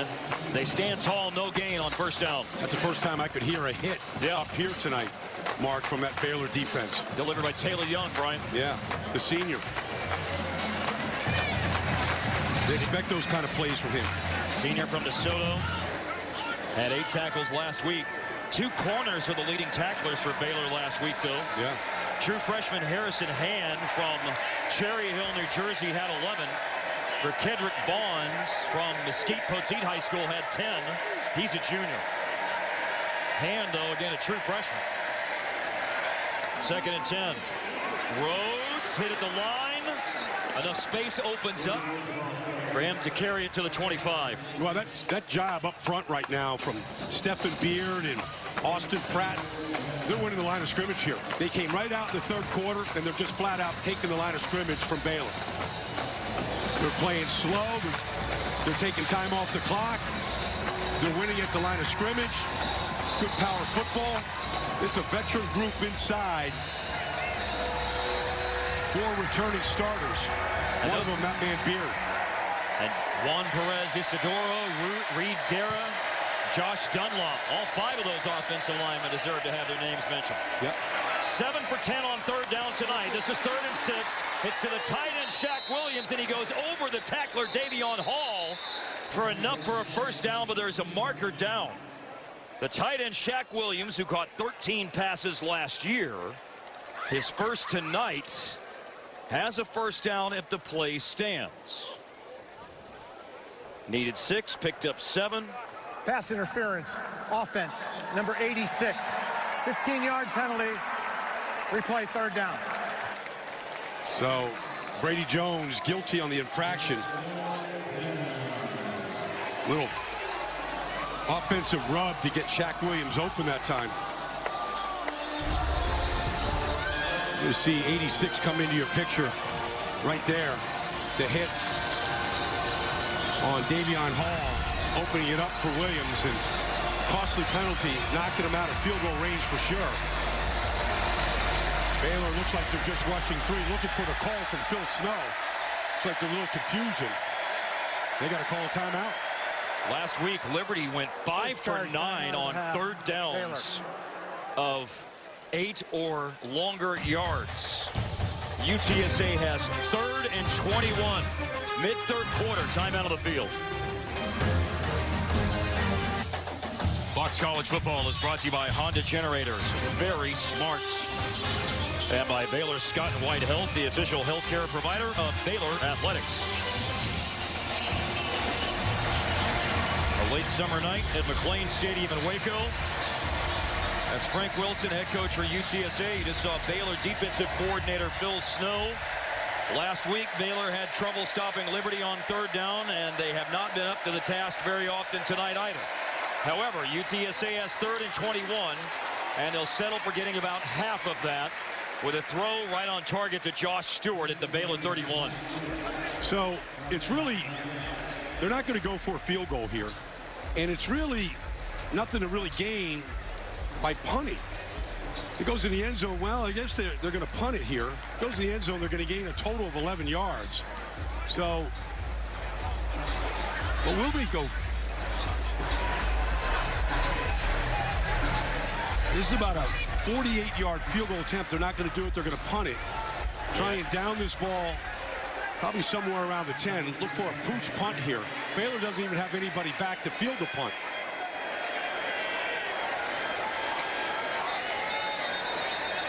And now there's a marker down. Yanni Roussis is out to punt. Delay a game. Wants a little more room. Yeah, it doesn't hurt him at all. And that's exactly what they're doing. I don't agree with Baylor not having anybody back, though, to field it. Delay of game. Offense. Oh, here they go now. 5-yard penalty. 4th down. Now with that, they put Troy Nicholson back there to field a punt.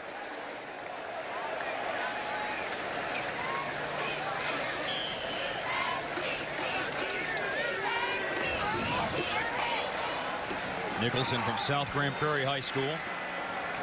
Yanni Roussis. Got some air under it. Oh, it checks up. Wow, well they got done. the backspin. Nice job by Roussis. Hit at the 3, and it bounced back to the 8-yard line. 7:05 to go, third quarter. Long way away for Baylor. 28-yard punt, but what matters is that he put it where he wanted to. And Baylor will take over at their 8. I think Baylor needs to get back and try to win the line of scrimmage here up front with just sound running plays, short passes here for Solomon, trying to get him into some kind of a rhythm. They've been trying to go for the home run all night, and it hadn't worked at all. JaMycal Hasty got hurt last week. He was the #1 running back to start the year. Remember that Terrence Williams is out with a shoulder injury that he suffered during the offseason. That's a 1,000-yard rusher from last year who had 11 touchdowns. The running game has been on the shoulders of all true freshman backs, and whatever New Solomon can do for the quarterback spot. Sweeping to the outside is Lovett, the freshman who had 89 yards against Liberty last week, but has found the running a whole lot tougher tonight. C.J. Levine right there with the tackle. Beat John Lovett to the spot. I mean, there was just nothing outside. Gain of a yard for Lovett. Jeff Nixon trying to get the play in here to a New Solomon. The offensive coordinator calling plays for the first time in his coaching career.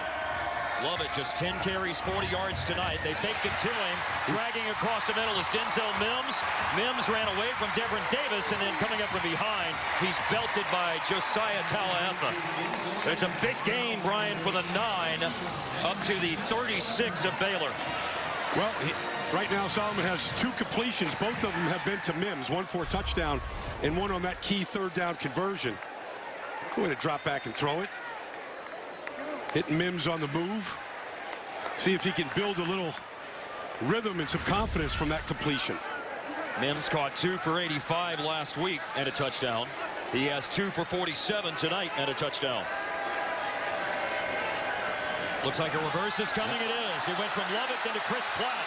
Platt wants a block from his quarterback, a New Solomon. Then he ran past the block and has it all the way down near the UTSA 35. Carl Austin, the third, just stopped a touchdown from the fastest man on the Baylor Bears, Chris Platt. This is a good call right here. Good call. Getting the ball in here to Mims' hands. He's giving the go sign. He gave him the go. After he gave him that sign, he was picking him up and putting him down. Yeah, he was. 38-yard line officially is where he went down. A couple of good play calls from Jeff Nixon. You just saw the offensive coordinator for Baylor. Then there's a bullet slant going down as he catches it is Chris Platt. 30-yard line, gain of 8. Well, now they got a little rhythm here. 3 good plays in a row. You want to try to play fast, try to get San Antonio on their heels.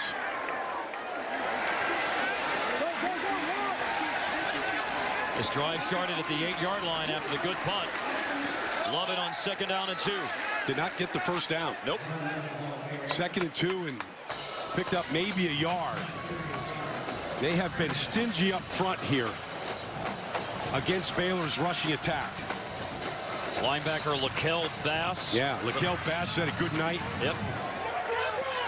Had that stop. He's a transfer who's been to both New Mexico Military Institute and Hutchinson, Kansas Community College. He stopped that play right at the line. First charge timeout, UTSA. Big play for the UTSA defense. They're trying to deliver a hold on 3rd and 2 for Baylor at the 30. The play will happen right after this. UTSA took the timeout trying to get Devin Davis, number 1, who you see on the sideline, off the field. Yeah. Getting the business here from the sideline, and you know, sometimes Frank Wilson going over there to try to let him know about these things, and sometimes you need a game under your belt just to get the substitutions a little bit more smooth than that. This is a huge play right here. It's 3rd and 2. 30-yard line. It's a short 2. Solomon will toss it. Good penetration into the backfield. Lovett ran out of 1 tackle, and then he's hit right near the marker, Carl Austin, who had another key tackle earlier on the drive to stop Chris Platt on that long run. Where are they going to spot it? It's at the 29. He's going to be short. Yeah. This is just the old toss crack. You get Mo Porter out there pulling and going for it on 4th down. And they're going to go for it quickly. They've lined up 4th and 1. UTSA had penetration into the backfield to string that play to the perimeter. Play clock still at 12 seconds. There's time for Anu Solomon to make these changes that he's trying to do. He gives the ball to Lovett. Lovett has the first down. 4th down. They needed a yard. He'll take it upfield for 2. That's the old I formation, and Kyle Boyd was the lead back, the fullback that time, and kind of plowed right through the hole on the right side behind Blackmar. There's a good block. Oh, actually misses on Tauaefa, but it made him take a wrong course. Lovett was able to pick it up. By number of plays, this is the longest drive tonight for Baylor. This is their 8th snap on the drive. They just converted a 4th and 1. Now they have a fresh set of downs at the UTSA 27.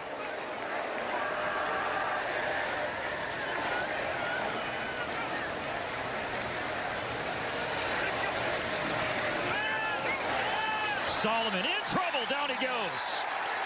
Middle penetration by Kevin Strong. How strong was that work that he did, rushing the passer right up the gut? Straight power rush. Just beat the left guard right here. There he is right here, the right guard. Just went right through him. Well, that's the center, Miller, I guess. Got on the edge of Ryan Miller, the freshman. Just straight power rush, took Solomon down right in the pocket. Big sack for a loss of 7 yards with under 3 minutes to play in the 3rd quarter. Lovett running. Lovett beat a tackle at the line of scrimmage, then hit hard. But a long run inside the UTSA 25. C.J. Levine with that big hit. That might have been Lovett's best run tonight. Made a couple guys miss. Saw the burst that time, good vision. Got a bunch of those yards back for a more manageable 3rd down now, 3rd and 7. Just ran for 10 yards. Lovett has 53 yards on the ground tonight. 14 carries. Big play right here, and Solomon is throwing and incomplete on 3rd down and 7, looking for Chris Platt coming across the middle. He just missed him. They had good protection that time. The Roadrunners blitzed, and they had a good pickup. There's Mims just on a shallow cross, the old West Coast play that Jerry Rice made famous. Just didn't put it in the right spot. Oh, maybe he did. That angle looked like it went right through Mims' hands, or Platt's hands. For 41 yards, Connor Martin. Made his first collegiate field goal last week, 39 yards. Sophomore kicked just a few extra points last year, and that was it.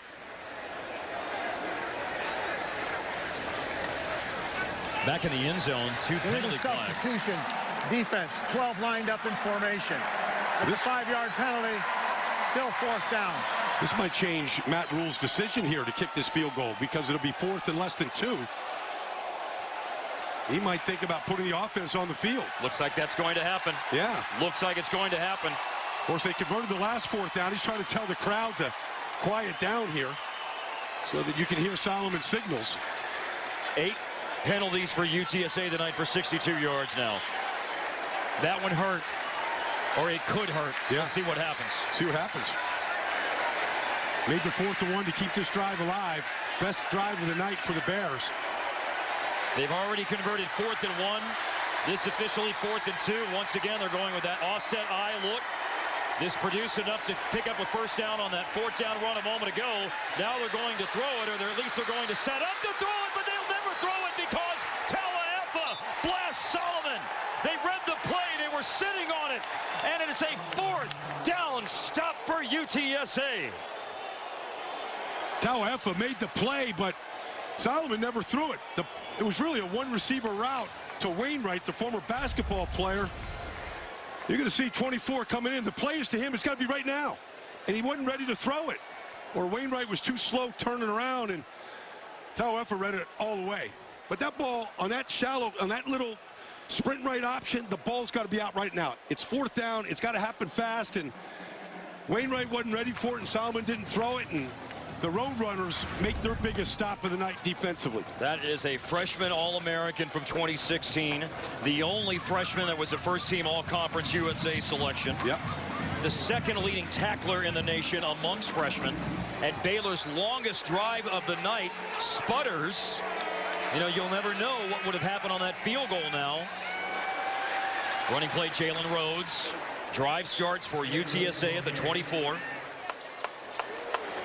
And a gain of 9 on their play by Rhodes. Well, even though the offense didn't score for Baylor in that drive, they at least kept the defense off the field.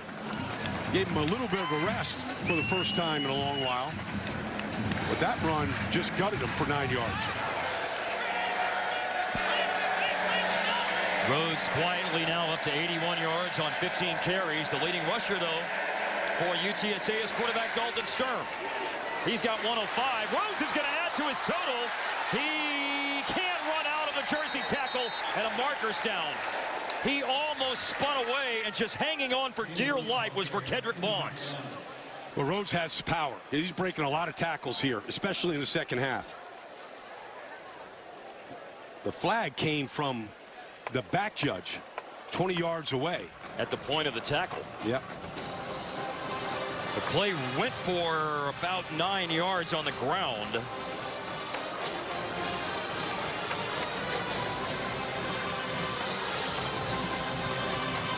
Face mask. Face mask. That's going to be 15 more yards on top of the run. Dan Romeo will tell us more now. Personal foul, face mask, defense. That 15-yard penalty will be added on to the end of the play. First down. Baylor's 7th penalty. There it is. Yeah, it's Vaughns. Vaughns for Kedrick. Oh, I don't know about that, Brian. They missed it. Oh. That's underneath. It never got the face mask. It just saw the movement. A phantom call, but nevertheless, Baylor has to buckle up here. Pitch play to Rhodes. Snap was at the 43. The run gains 5. You know, that Rhodes behind Jarvion Williams a year ago averaged well over 5 yards a carry, and he's on his way to that tonight. Good tough back here. Brian, he ran for 827 on the ground last year. 9 touchdowns as well. Junior from Rowlett. Rowlett, Texas. By beautiful Lake Ray Hubbard. Yeah, sure. Dallas area. UTSA winding the clock towards the end of the third quarter. Last 30 seconds. Sturm under pressure. Back foot throw. Still got it there. Wow. Impressive. Markers down. Catch was made by Josh Stewart. That was fading off his back foot as he was getting hit and still got enough on that ball to get it down the field. Yeah, he had 320-pound Bravion Roy delivering that hit. An eligible player downfield. Offense, number 68. It's a 5-yard penalty. We'll replay second down. Center Austin Pratt. Unusual for the center to be off down the field on a bootleg like that. First time they defended the bootleg halfway decent tonight. Austin Pratt's had a good game up front. Good snaps. Good job blocking for both the backs and the quarterback. UTSA offensive line across the board has done fairly well tonight. They surrendered 43 sacks last year, tied for 6th most in all of FBS. Only 2 sacks surrendered by their defense tonight, or by their offensive line tonight. Deep ball, Sturm, and it's a jump ball, and there's markers down. I believe we have an interception. Dannon Cavill was down there. The ball was underthrown by Sturm because he got hit as he threw it. He had Harrison Hand on coverage. Dannon Cavill, the intended receiver. Clock's run out, by the way, on the end of the 3rd quarter. Pass interference. Defense, number 31. 15-yard penalty. Automatic first down. No, he's just a freshman here. At the bottom of the screen, he's running with Cavill. It's an underthrown pass. He's looking at the man. I thought it was a decent play by Hand. Couple of tough penalties from Baylor here at the end of the 3rd quarter as UTSA in great field position to start the 4th.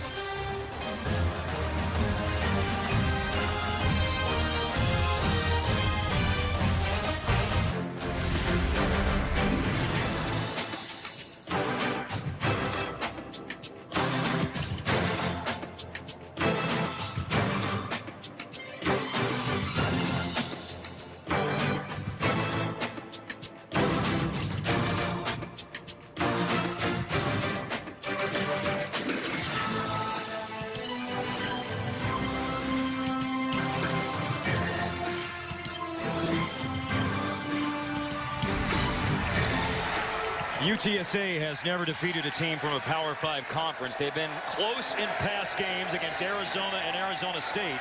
They lead starting the 4th quarter tonight against Baylor on the road, 14-7. A 2nd and 9 running play to start the 4th quarter for UTSA, with Taylor Young making the tackle. UTSA has run for 119 yards in this 3rd quarter and 11 carries. It's over 10 yards a carry. And that is the difference here in this whole second half as we start the 4th quarter. Baylor has not been able to stop either the quarterback scramble or the power inside runs of the Roadrunners. Tyrell Clay just went for 6 yards, leaving them with 3rd and 3. Sturm is throwing, batted down. Blake Litch came over and stepped in front of Josh Stewart. They doubled up on Josh Stewart, and Lynch swats it away. Well, the converted wide receiver is learning on the job here, and this is a good play because he doesn't interfere. He plays the man. It's a little bit thrown behind that time, Stewart. One of the few bad passes by Sturm, and Lynch was right there. This is the critical place on the field for Victor Falcone, who was 10 for 11 from 38 yards and in last season. A 38-yard attempt here is drilled on the money. 17-7 is the lead now. We noted earlier tonight that last year he was 2 for 6 from 39 and outs and had a 47-yarder blocked. But 38 and in, he was money last year and money on that kick on what was the 3rd play of the 4th quarter, Brian. Well, it's a big play because it now makes this a 2-score game, and Baylor has really just the one play to Mims to get in the end zone all night. They haven't shown any ability to sustain offense. That was set up on a turnover at the 20-yard line. No question about it. And the band has been struck up for Frank Wilson's squad. You think about Frank Wilson. I mean, he was known forever as one of the great recruiters in college football. He's got a great formula for it, but he always wanted that opportunity to be the head coach. Took over this program a year ago, took him to the first and only bowl game. got him ready here to play tonight and has control of this game early in the fourth quarter. A graduate of the famous St. Augustine High School in New Orleans. He was a high school coach in New Orleans. He actually spent a season as the athletic director for New Orleans Public Schools. Then went on to be an assistant at Ole Miss, Southern Miss, Tennessee, and that notable run of a half-dozen years as an assistant at LSU and piling up all those accolades as a great recruiter. Kickoff return, Treston Ebner, true freshman from Henderson, takes it up to the 25-yard line as we hear with just over 14 minutes left in the game from Leslie McCaslin. Well, guys, when you look at time of possession for this game, UTSA's offense has been on the field more than twice as long as Baylor's offense. And I can tell you that their defense looks exhausted. That last drive holding UTSA to a field goal was pretty big for them. Their coaches have been clapping, trying to get them going. So has one of their leaders, linebacker Taylor Young. But, guys, they just look gassed. They don't have the same energy they had at the beginning of the game, and that may be where some of those mistakes and penalties have come from. I mean, almost 32 minutes to 14 minutes is what you're looking at. Time of possession gap. And that's after being on the field for 103 snaps a week ago against Liberty. Liberty had the ball almost 39 minutes in that game last week, which was a 48-45 win.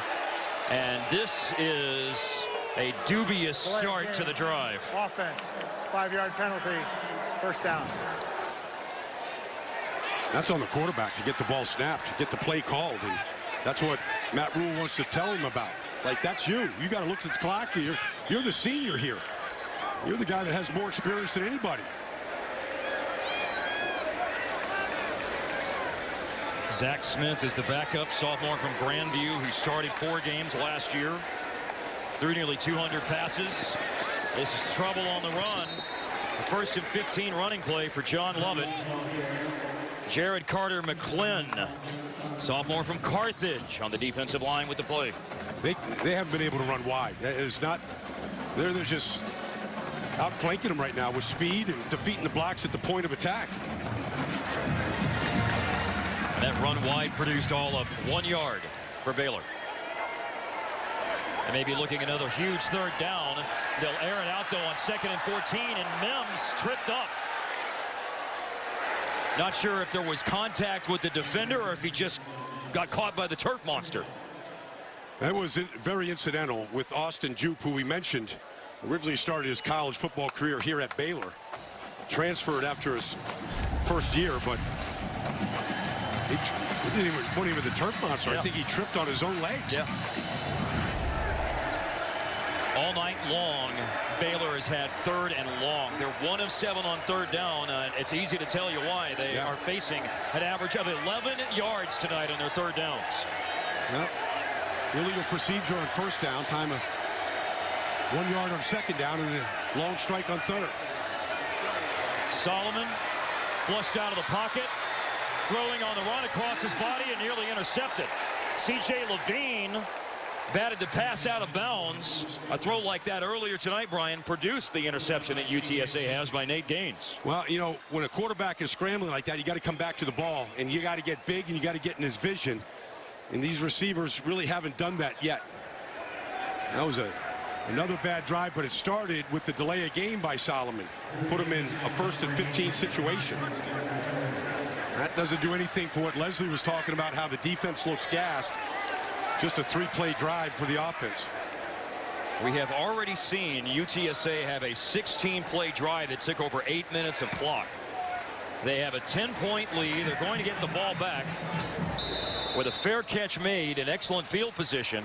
Brady Jones underneath it at their own 45. UTSA looking for a signature win. They lead by 10 on the road.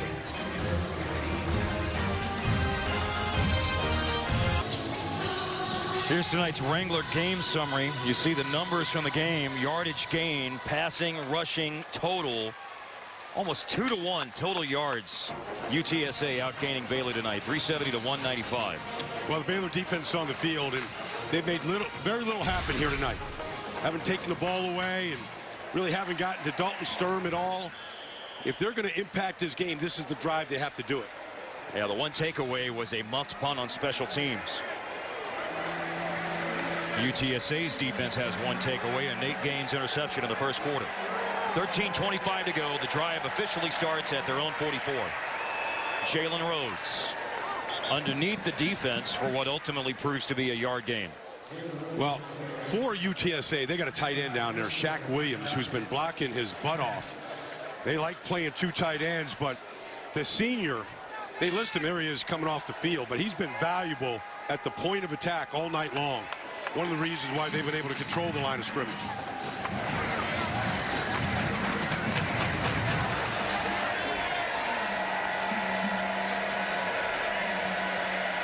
Terrell Clay in the backfield, but Sturm will have this in his hands. Throwing it to the outside and caught. Kerry Thomas. 2 weeks in a row, quarterbacks have just been destroying Baylor. I mean, they can't get to them. And both Liberty last week and Sturm tonight. There's Kerry Thomas working on the outside against the freshman Harrison Hand from Cherry Hill, New Jersey. You know, Hand saying, how about if somebody gets a little pressure on this quarterback so these throws aren't so perfect? That went for 4 yards. 4th catch tonight. Kerry Thomas. He has a touchdown reception. Big one right here for UTSA facing 3rd and 5.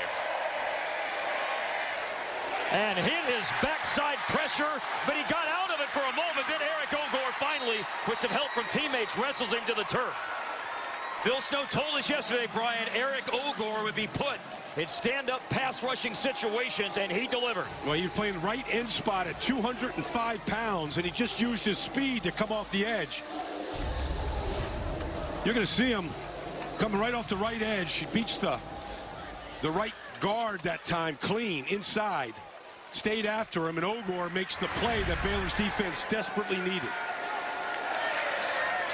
With 11.5 minutes to go, Yanni Routsis will punt.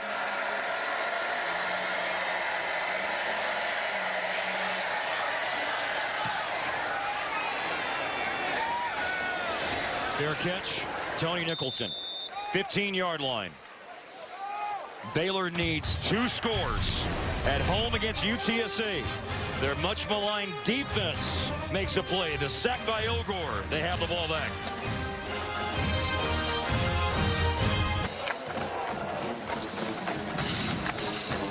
Anu Solomon and the Baylor offense on the field with 11:17 remaining and down by 10. It was 7-7 at the half. A pass out in the flat. That is caught by Lovett, and then he is blasted by Tauaefa. Just follow the hair. Tauaefa right there has been all over this field now. I mean, he covers a lot of ground. And part of the reason why he's able to is they can't get to him. Here he comes for the cleanup. That can't feel too good to anybody. He can push the pile now. It's fun to watch. Walloped him. Nate Gaines made the initial contact, but then Tauaefa, you're right, that was the cleanup. Now room to run, though, for Lovett to the outside. Lovett has a first down and more. Escapes outside the 30-yard line. Lovett goes down to the 34 for Baylor. That was a read option that time, where really Tauaefa didn't know if it was Solomon or Lovett with the ball here. So Tauaefa still gets to the tackle here. Just leave your feet, hell bent for leather. Just jump on top of him. C.J. Levine is down right now from Port Arthur Memorial High School, junior safety. It looks like it's cramps. This heat this night, he's had a good game. When he starts stretching that calf like that, you got to get some fluids in it. That cramp can feel really terrible.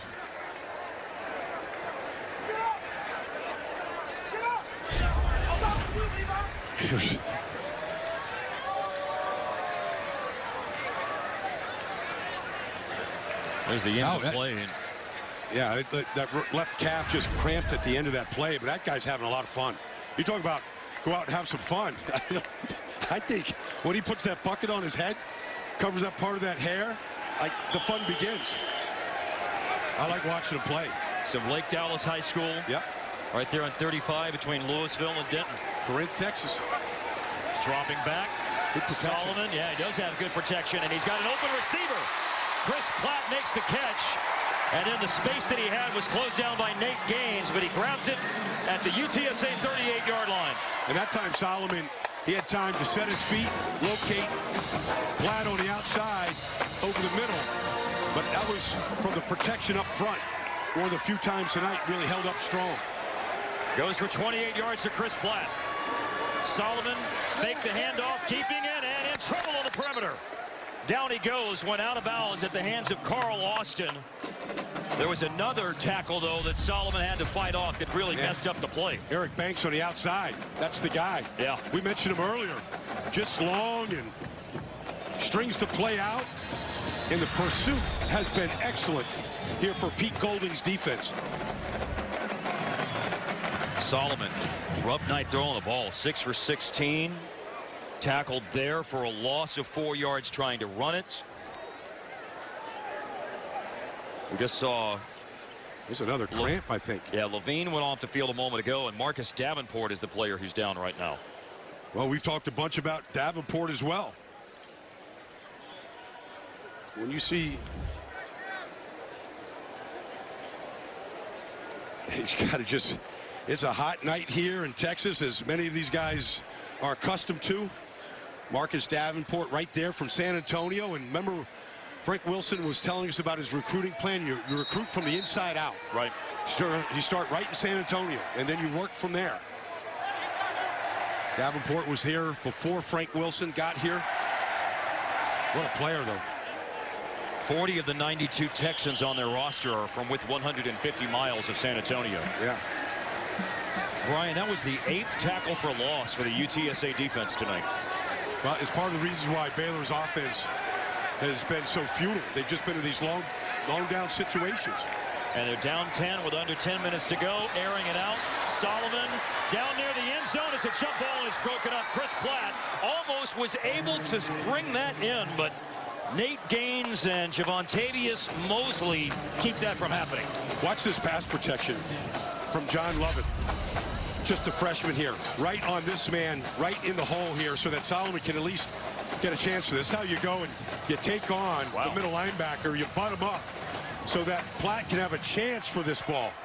That's a good job of double teaming the speedster. And that Nate Gaines is some player. Come back after that little cramp he just had. 1 of 8 on third downs for Baylor. And he's hit as he throws. The ball is loose.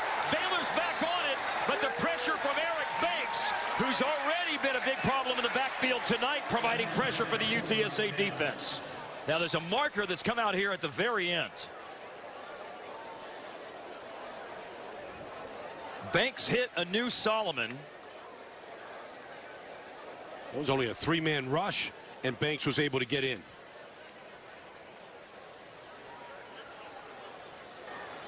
The ruling on the field was a fumble recovered by the offense.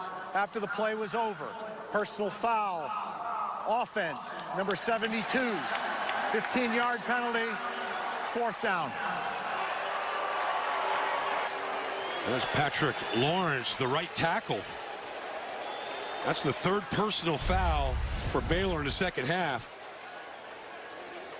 Blackmar, I'm sorry, that's Blake Blackmar. So the ball's out on the ground, recovered by Porter.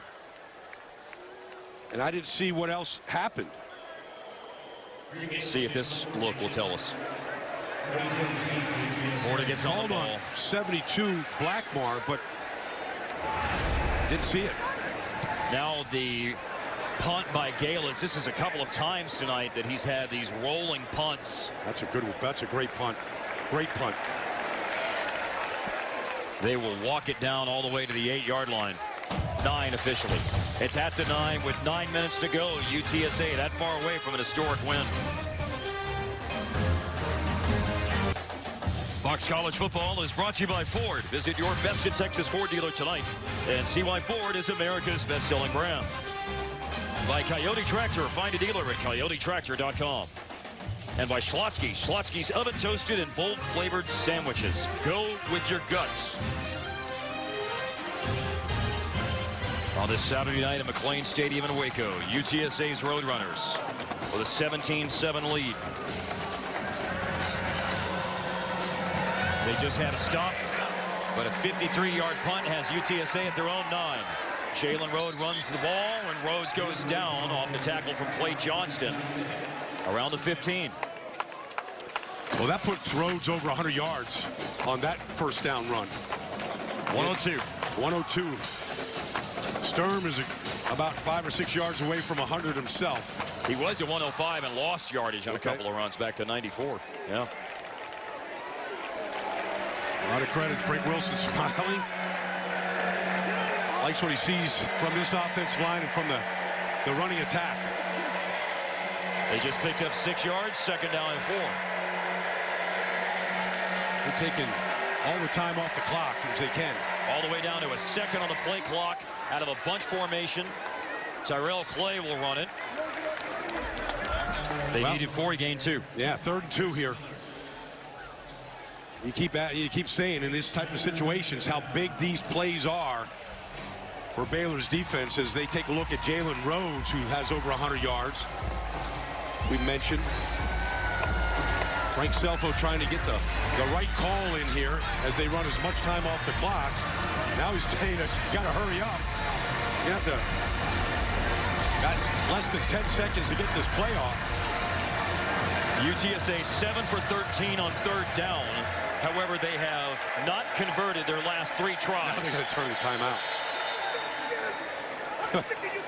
Timeout. This will leave them UTSA. with just 1 timeout with 7:33 to play in the game. But they have a 10-point lead, and they have a very big 3rd down play facing them after this. Looking now at tonight's Bass Pro Shops catch of the game in the final minute of the first half with a score 7-0. UTSA ties it on the little throw from Dalton Sturm to Josh Stewart. Josh Stewart, their leading receiver from a year ago, gets him on the board right before the half, and that was culminating in a 16-play drive. Took over 8 minutes before they finished that one.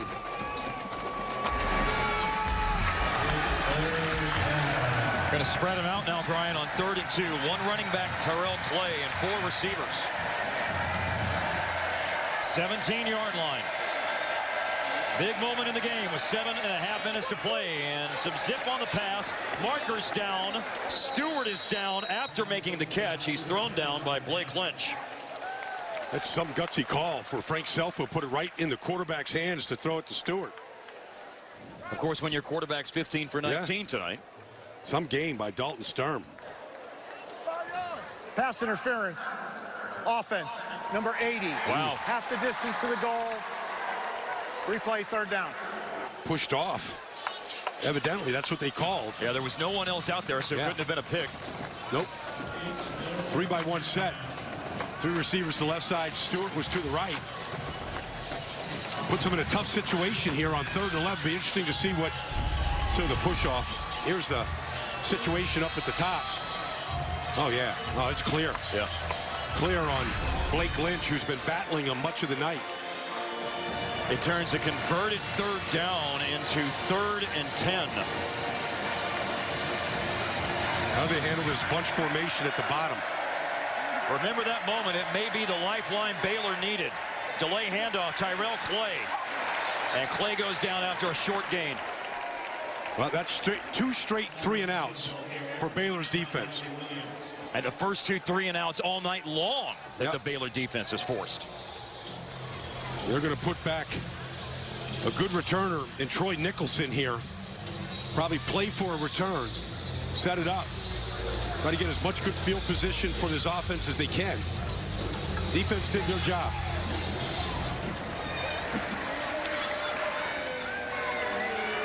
Before Yanni roots his punts, they can run it down to about 6:20 to play. Managing the play clock down to 3 seconds left when they snapped it.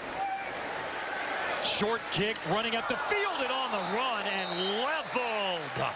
Oh, Tony Nicholson. He is blasted by Blaze Moorhead.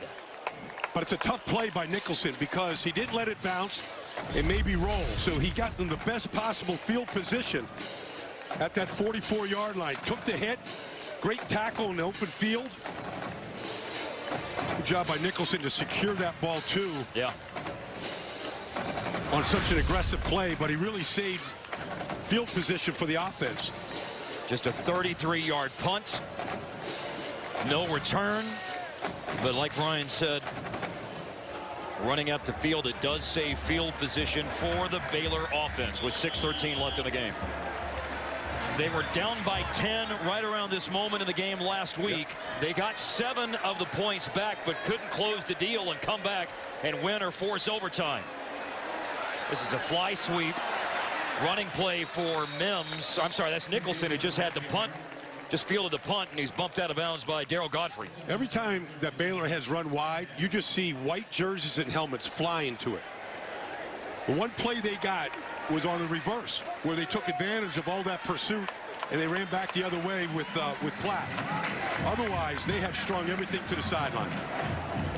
Nicholson managed to gain 7.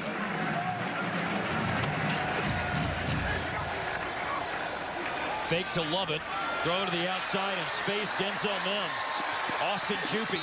Good job in the open field. Stiff arm didn't cause Chupi to miss the tackle. He forced him out. You got a lot of separation on that route. Pretty easy throw that time for Solomon.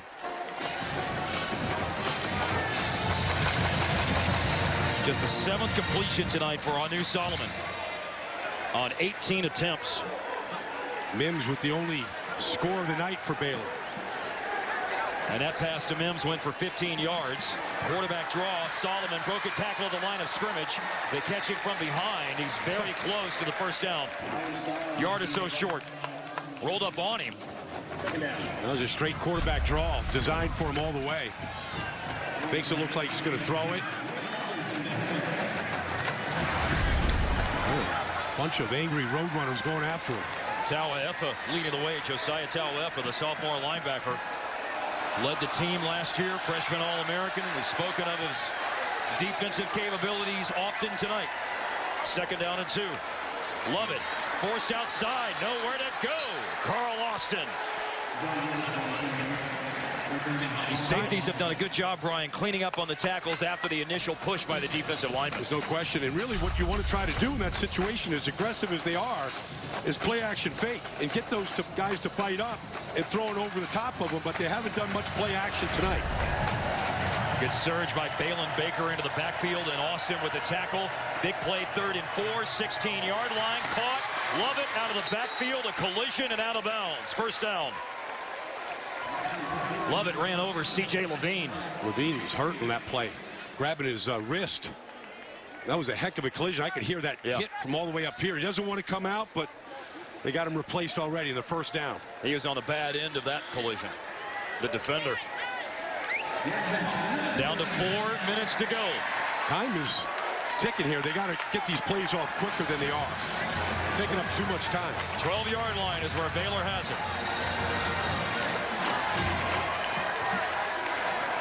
Play clock's all the way down to 6 seconds. It's too much time. Lovett dancing. And surges forward to the 10. Marcus Davenport brings him down.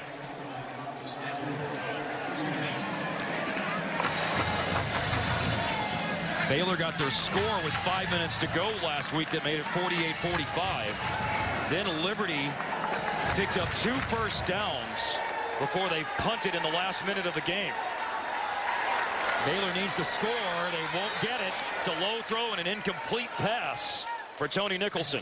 That's some great coverage on both receivers on the outside. Both Nicholson and Platt were both just blanketed.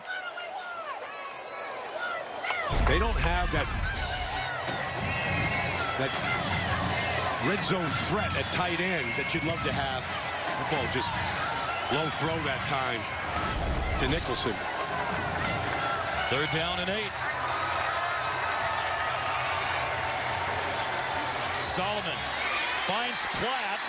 Platt is wrestled down by Devin Davis with 3:10 and counting. It is 4th and 1. You know, you need 2 scores here.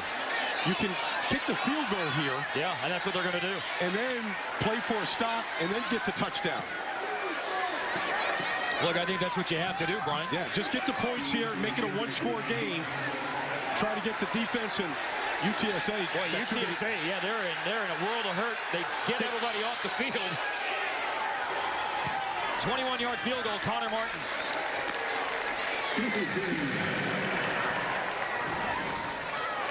2:40 to go. It's 17-10. Baylor makes it a one-score game. You know, they could have just quickly snapped it and caught the Roadrunners with too many men on the field and gotten an automatic first down. Yeah. Now we look at the Jimmy John's player of the game tonight, and no doubt about it, UTSA quarterback Dalton Sturm. Good choice. He's been a leader.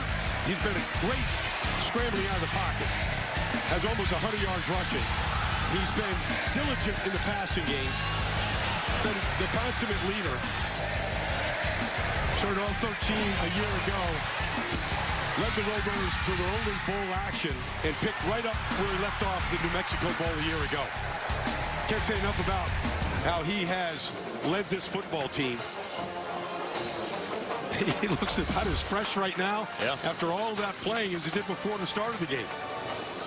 The senior from Goliad. Sure, all of the folks who took Texas history class remember the significance of Goliad. Why don't you fill some of those people in? Well, along with the Alamo, it was just it was a significant battle in the Texas Revolution, a battle that was lost by Texas. Baylor sets up for an onside kick right now. 2:40 to go. They have 2 timeouts, and they set up perhaps to get UTSA in this position. They kicked it over everybody. Brett Winningen does pick it up on the bounce. It's a good play by Baylor. Very much so. They got him pinned down at around the 11 or 12 yard line right now. That's a good play by Galitz. 2:35 left in the game. UTSA's offense coming out on the field. Here's Leslie McCaslin. Leslie. Well, guys, quarterback Dalton Sturm was a walk-on at UTSA, and he earned his spot on this team. The first word that his head coach used to describe him, tough. And if you look at his uniform, you can see why. Marks all over the back of it. The guy has been running all game. He's obviously not afraid to run. Almost 100 yards rushing on the ground. Definitely his strength, and guys, definitely tough. He has done what his team needed him to do today. Hey, Frank Wilson told us this week that was the first word in terms of when you look for a fit with UTSA as a team, you have to be tough, and he's in real trouble right now. Throws the ball out of bounds with all kinds of pressure coming at him with 2:29 to go. Quarterback was outside the pocket, and they did get the pass beyond line of scrimmage. Baylor has 2 timeouts, Baldy, and they don't have to use one because of this particular play, though. But here's the busted play right here between him and Rhodes. Rhodes is going one way, and Sturm is expecting something else, so he's just trying to do whatever he can, and that's a poised play. It looks obvious, but how many guys don't make that throw to the line of scrimmage? Take the sack or do something foolish with it. He rescued that play, and they get 2nd and 10 now off the busted assignment. UTSA protecting a 7-point lead, 2:29 to go. They'll run it this time from their own 11. Jalen Rhodes, nowhere to go. But you think about that busted play, Mark. I mean, the fact that he threw it stopped the clock. So they weren't able to run the clock. Baylor calls the timeout right here. So with 2:24 to go, they've got third. Second charge timeout. Baylor, 30-second timeout. That busted play was costly. If they ran the ball there, they would have forced Baylor to use the timeout. And then on this play, use it again, they would have been out of timeouts. Now 3rd and 9. Keep in mind, late last week, we've mentioned this earlier, that Liberty was able to not completely run out the clock, but got it from... elected to use 1-minute timeout. They got it from 5 minutes to go to inside a minute to go, and one of the key conversions for Liberty last week, Brian, was 3rd and 7. They threw an 8-yard pass play. And Phil Snow, the defensive coordinator for Baylor, told us about it, that they converted a bunch of those 3rd downs that were 3rd and long, typically situations that favor the defense. UTSA has not converted their last 4 3rd down attempts after they started 7 for 10. UTSA can see out the game, or at least down to the final seconds, if they do convert this 3rd down. Well, as good as Dalton Sturm has been tonight, and he's been terrific, they really need to throw the ball right here. I mean, he might want to just run it, run as much time off the clock, and put the ball away. Rolling, good block, keeps the ball, broke 2 tackles, but stops. 5 yards short. Baylor's going to call their last timeout. Final charge timeout. Baylor. 30-second timeout. 2:16 left in the game. UTSA will have to punt. And the AP top 10, Alabama cruised. Big matchup between Oklahoma and Ohio State. And Ohio State at home leading by 2 scores in the 4th quarter. Oklahoma trying to win their 12th straight right now. Going back from last year's Ohio State loss. Oh, I'm sorry, Oklahoma's leading that game 31-16. No, Oklahoma's trying to win their 12th straight here. Lost to Ohio State week 3 a year ago badly. Well, they have rebounded under Baker Mayfield and new head coach Lincoln Riley. Yeah. How about that shockwave went around college football when Bobby Stoops stepped down? And Brian, did you also notice 6th-ranked USC? Yeah. A loss to number 14 Stanford. Tony Nicholson back to receive. Yanni Roots to punt, 2:16 to play. UTSA has had 3 straight 3-and-outs after they didn't have any 3-and-outs in the first 3 quarters of the game. Really good punt by Roots. Tony Nicholson, fair catch. 45-yard punt. Ball's all the way back at the Baylor 39. They need 7 to tie with 2:08 to go. Great punt. Great punt. Getting them out of that situation. Pressure punt. No return on it. Great hang time. Distance. Baylor's 41 yards or 61 yards away here. That man, Tauefa, will have a lot to say about this drive from Baylor. He's played every defensive snap tonight.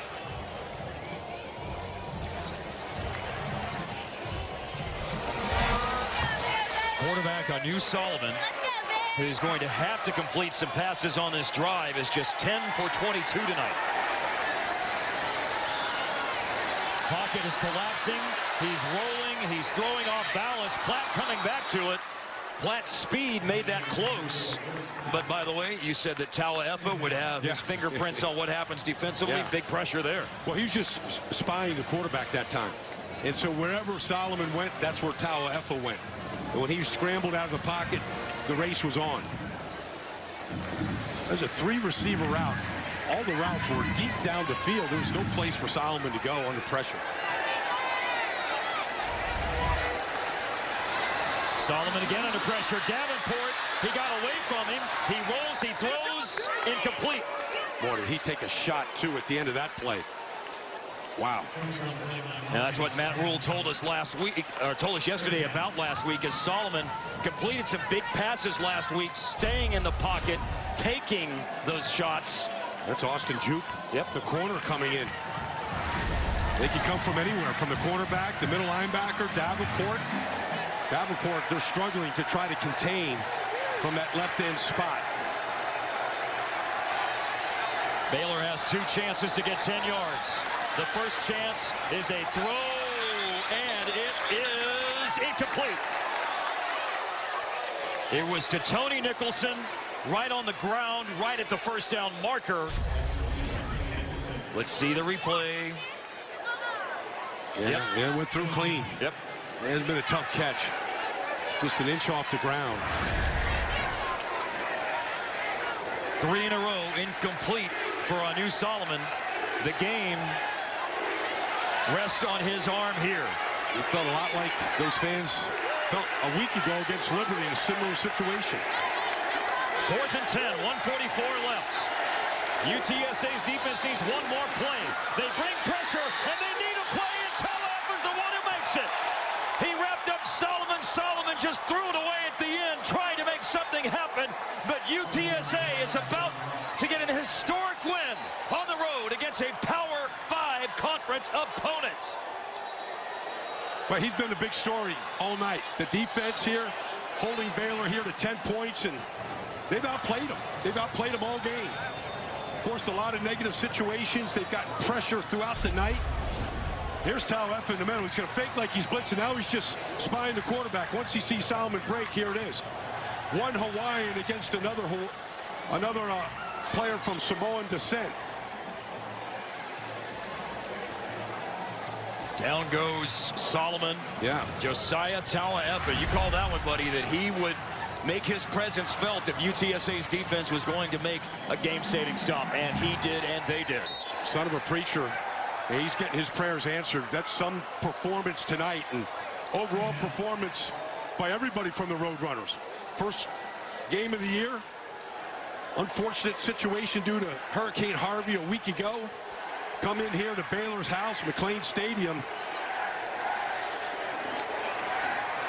To open the 2014 season is probably, prior to tonight, the most significant non-conference win that UTSA has had in their 6 years of football. That was when Houston opened up their new TDECU Stadium, and UTSA went there and won 27-7. Certainly an impressive performance, but this is, again, a Power 5 conference win, and the first one in 10 tries. Well, UTSA looked like the team that played last week, and Baylor looked like the team that didn't. They were better. They won the line of scrimmage. They controlled the clock. They made the big plays. Frank Wilson's club, well coached, earned this win. They've been close in Power 5 games in the past against Arizona and Arizona State, and they make the plays they needed to make at the end of the game tonight. And the smiles are from ear to ear. They say down in Louisiana, and Frank Wilson is from New Orleans, laissez les bon temps rouler, let the good times roll. And that's what Frank Wilson and the Roadrunners have done tonight with a 17-10 win that will officially go final here in a few seconds in Waco. Well, a lot of respect for Frank Wilson and the job that he's doing in a Conference USA powerhouse division. They were picked second preseason behind Louisiana Tech. La Tech, who Skip Holtz done a great job down there. But they've got a lot to be excited about in San Antonio. They will have a home game next week against Southern. But right now they have a win to savor the flavor of, 17-10 over Baylor. Leslie with head coach Frank Wilson of the Roadrunners. All right, thanks, guys. Lots of smiles over here. Your first win over a Power 5 conference. What does this mean to UTSA? It means a lot to our program. It means we're headed in the right directions. We're taking positive steps, and we want to continue to build on this one. What did you think of your quarterback's play? You described him as tough. We saw that tonight. Yeah, I thought he played with moxie. I thought he played with toughness, poise. We weren't perfect tonight, but we did enough to win the game. What'd you tell your defense before that last drive? Go finish. That's been our theme all year long, finish. Find a way to put these people away, and let's win this football game. All right, thanks, Coach. We appreciate it. Frank Wilson said that one of his keys to recruiting is get him in the boat and bring him home. Tonight he got him in the boat to win the game and brought it home. We'll hear from QB Dalton Sturm after this. A big win for UTSA.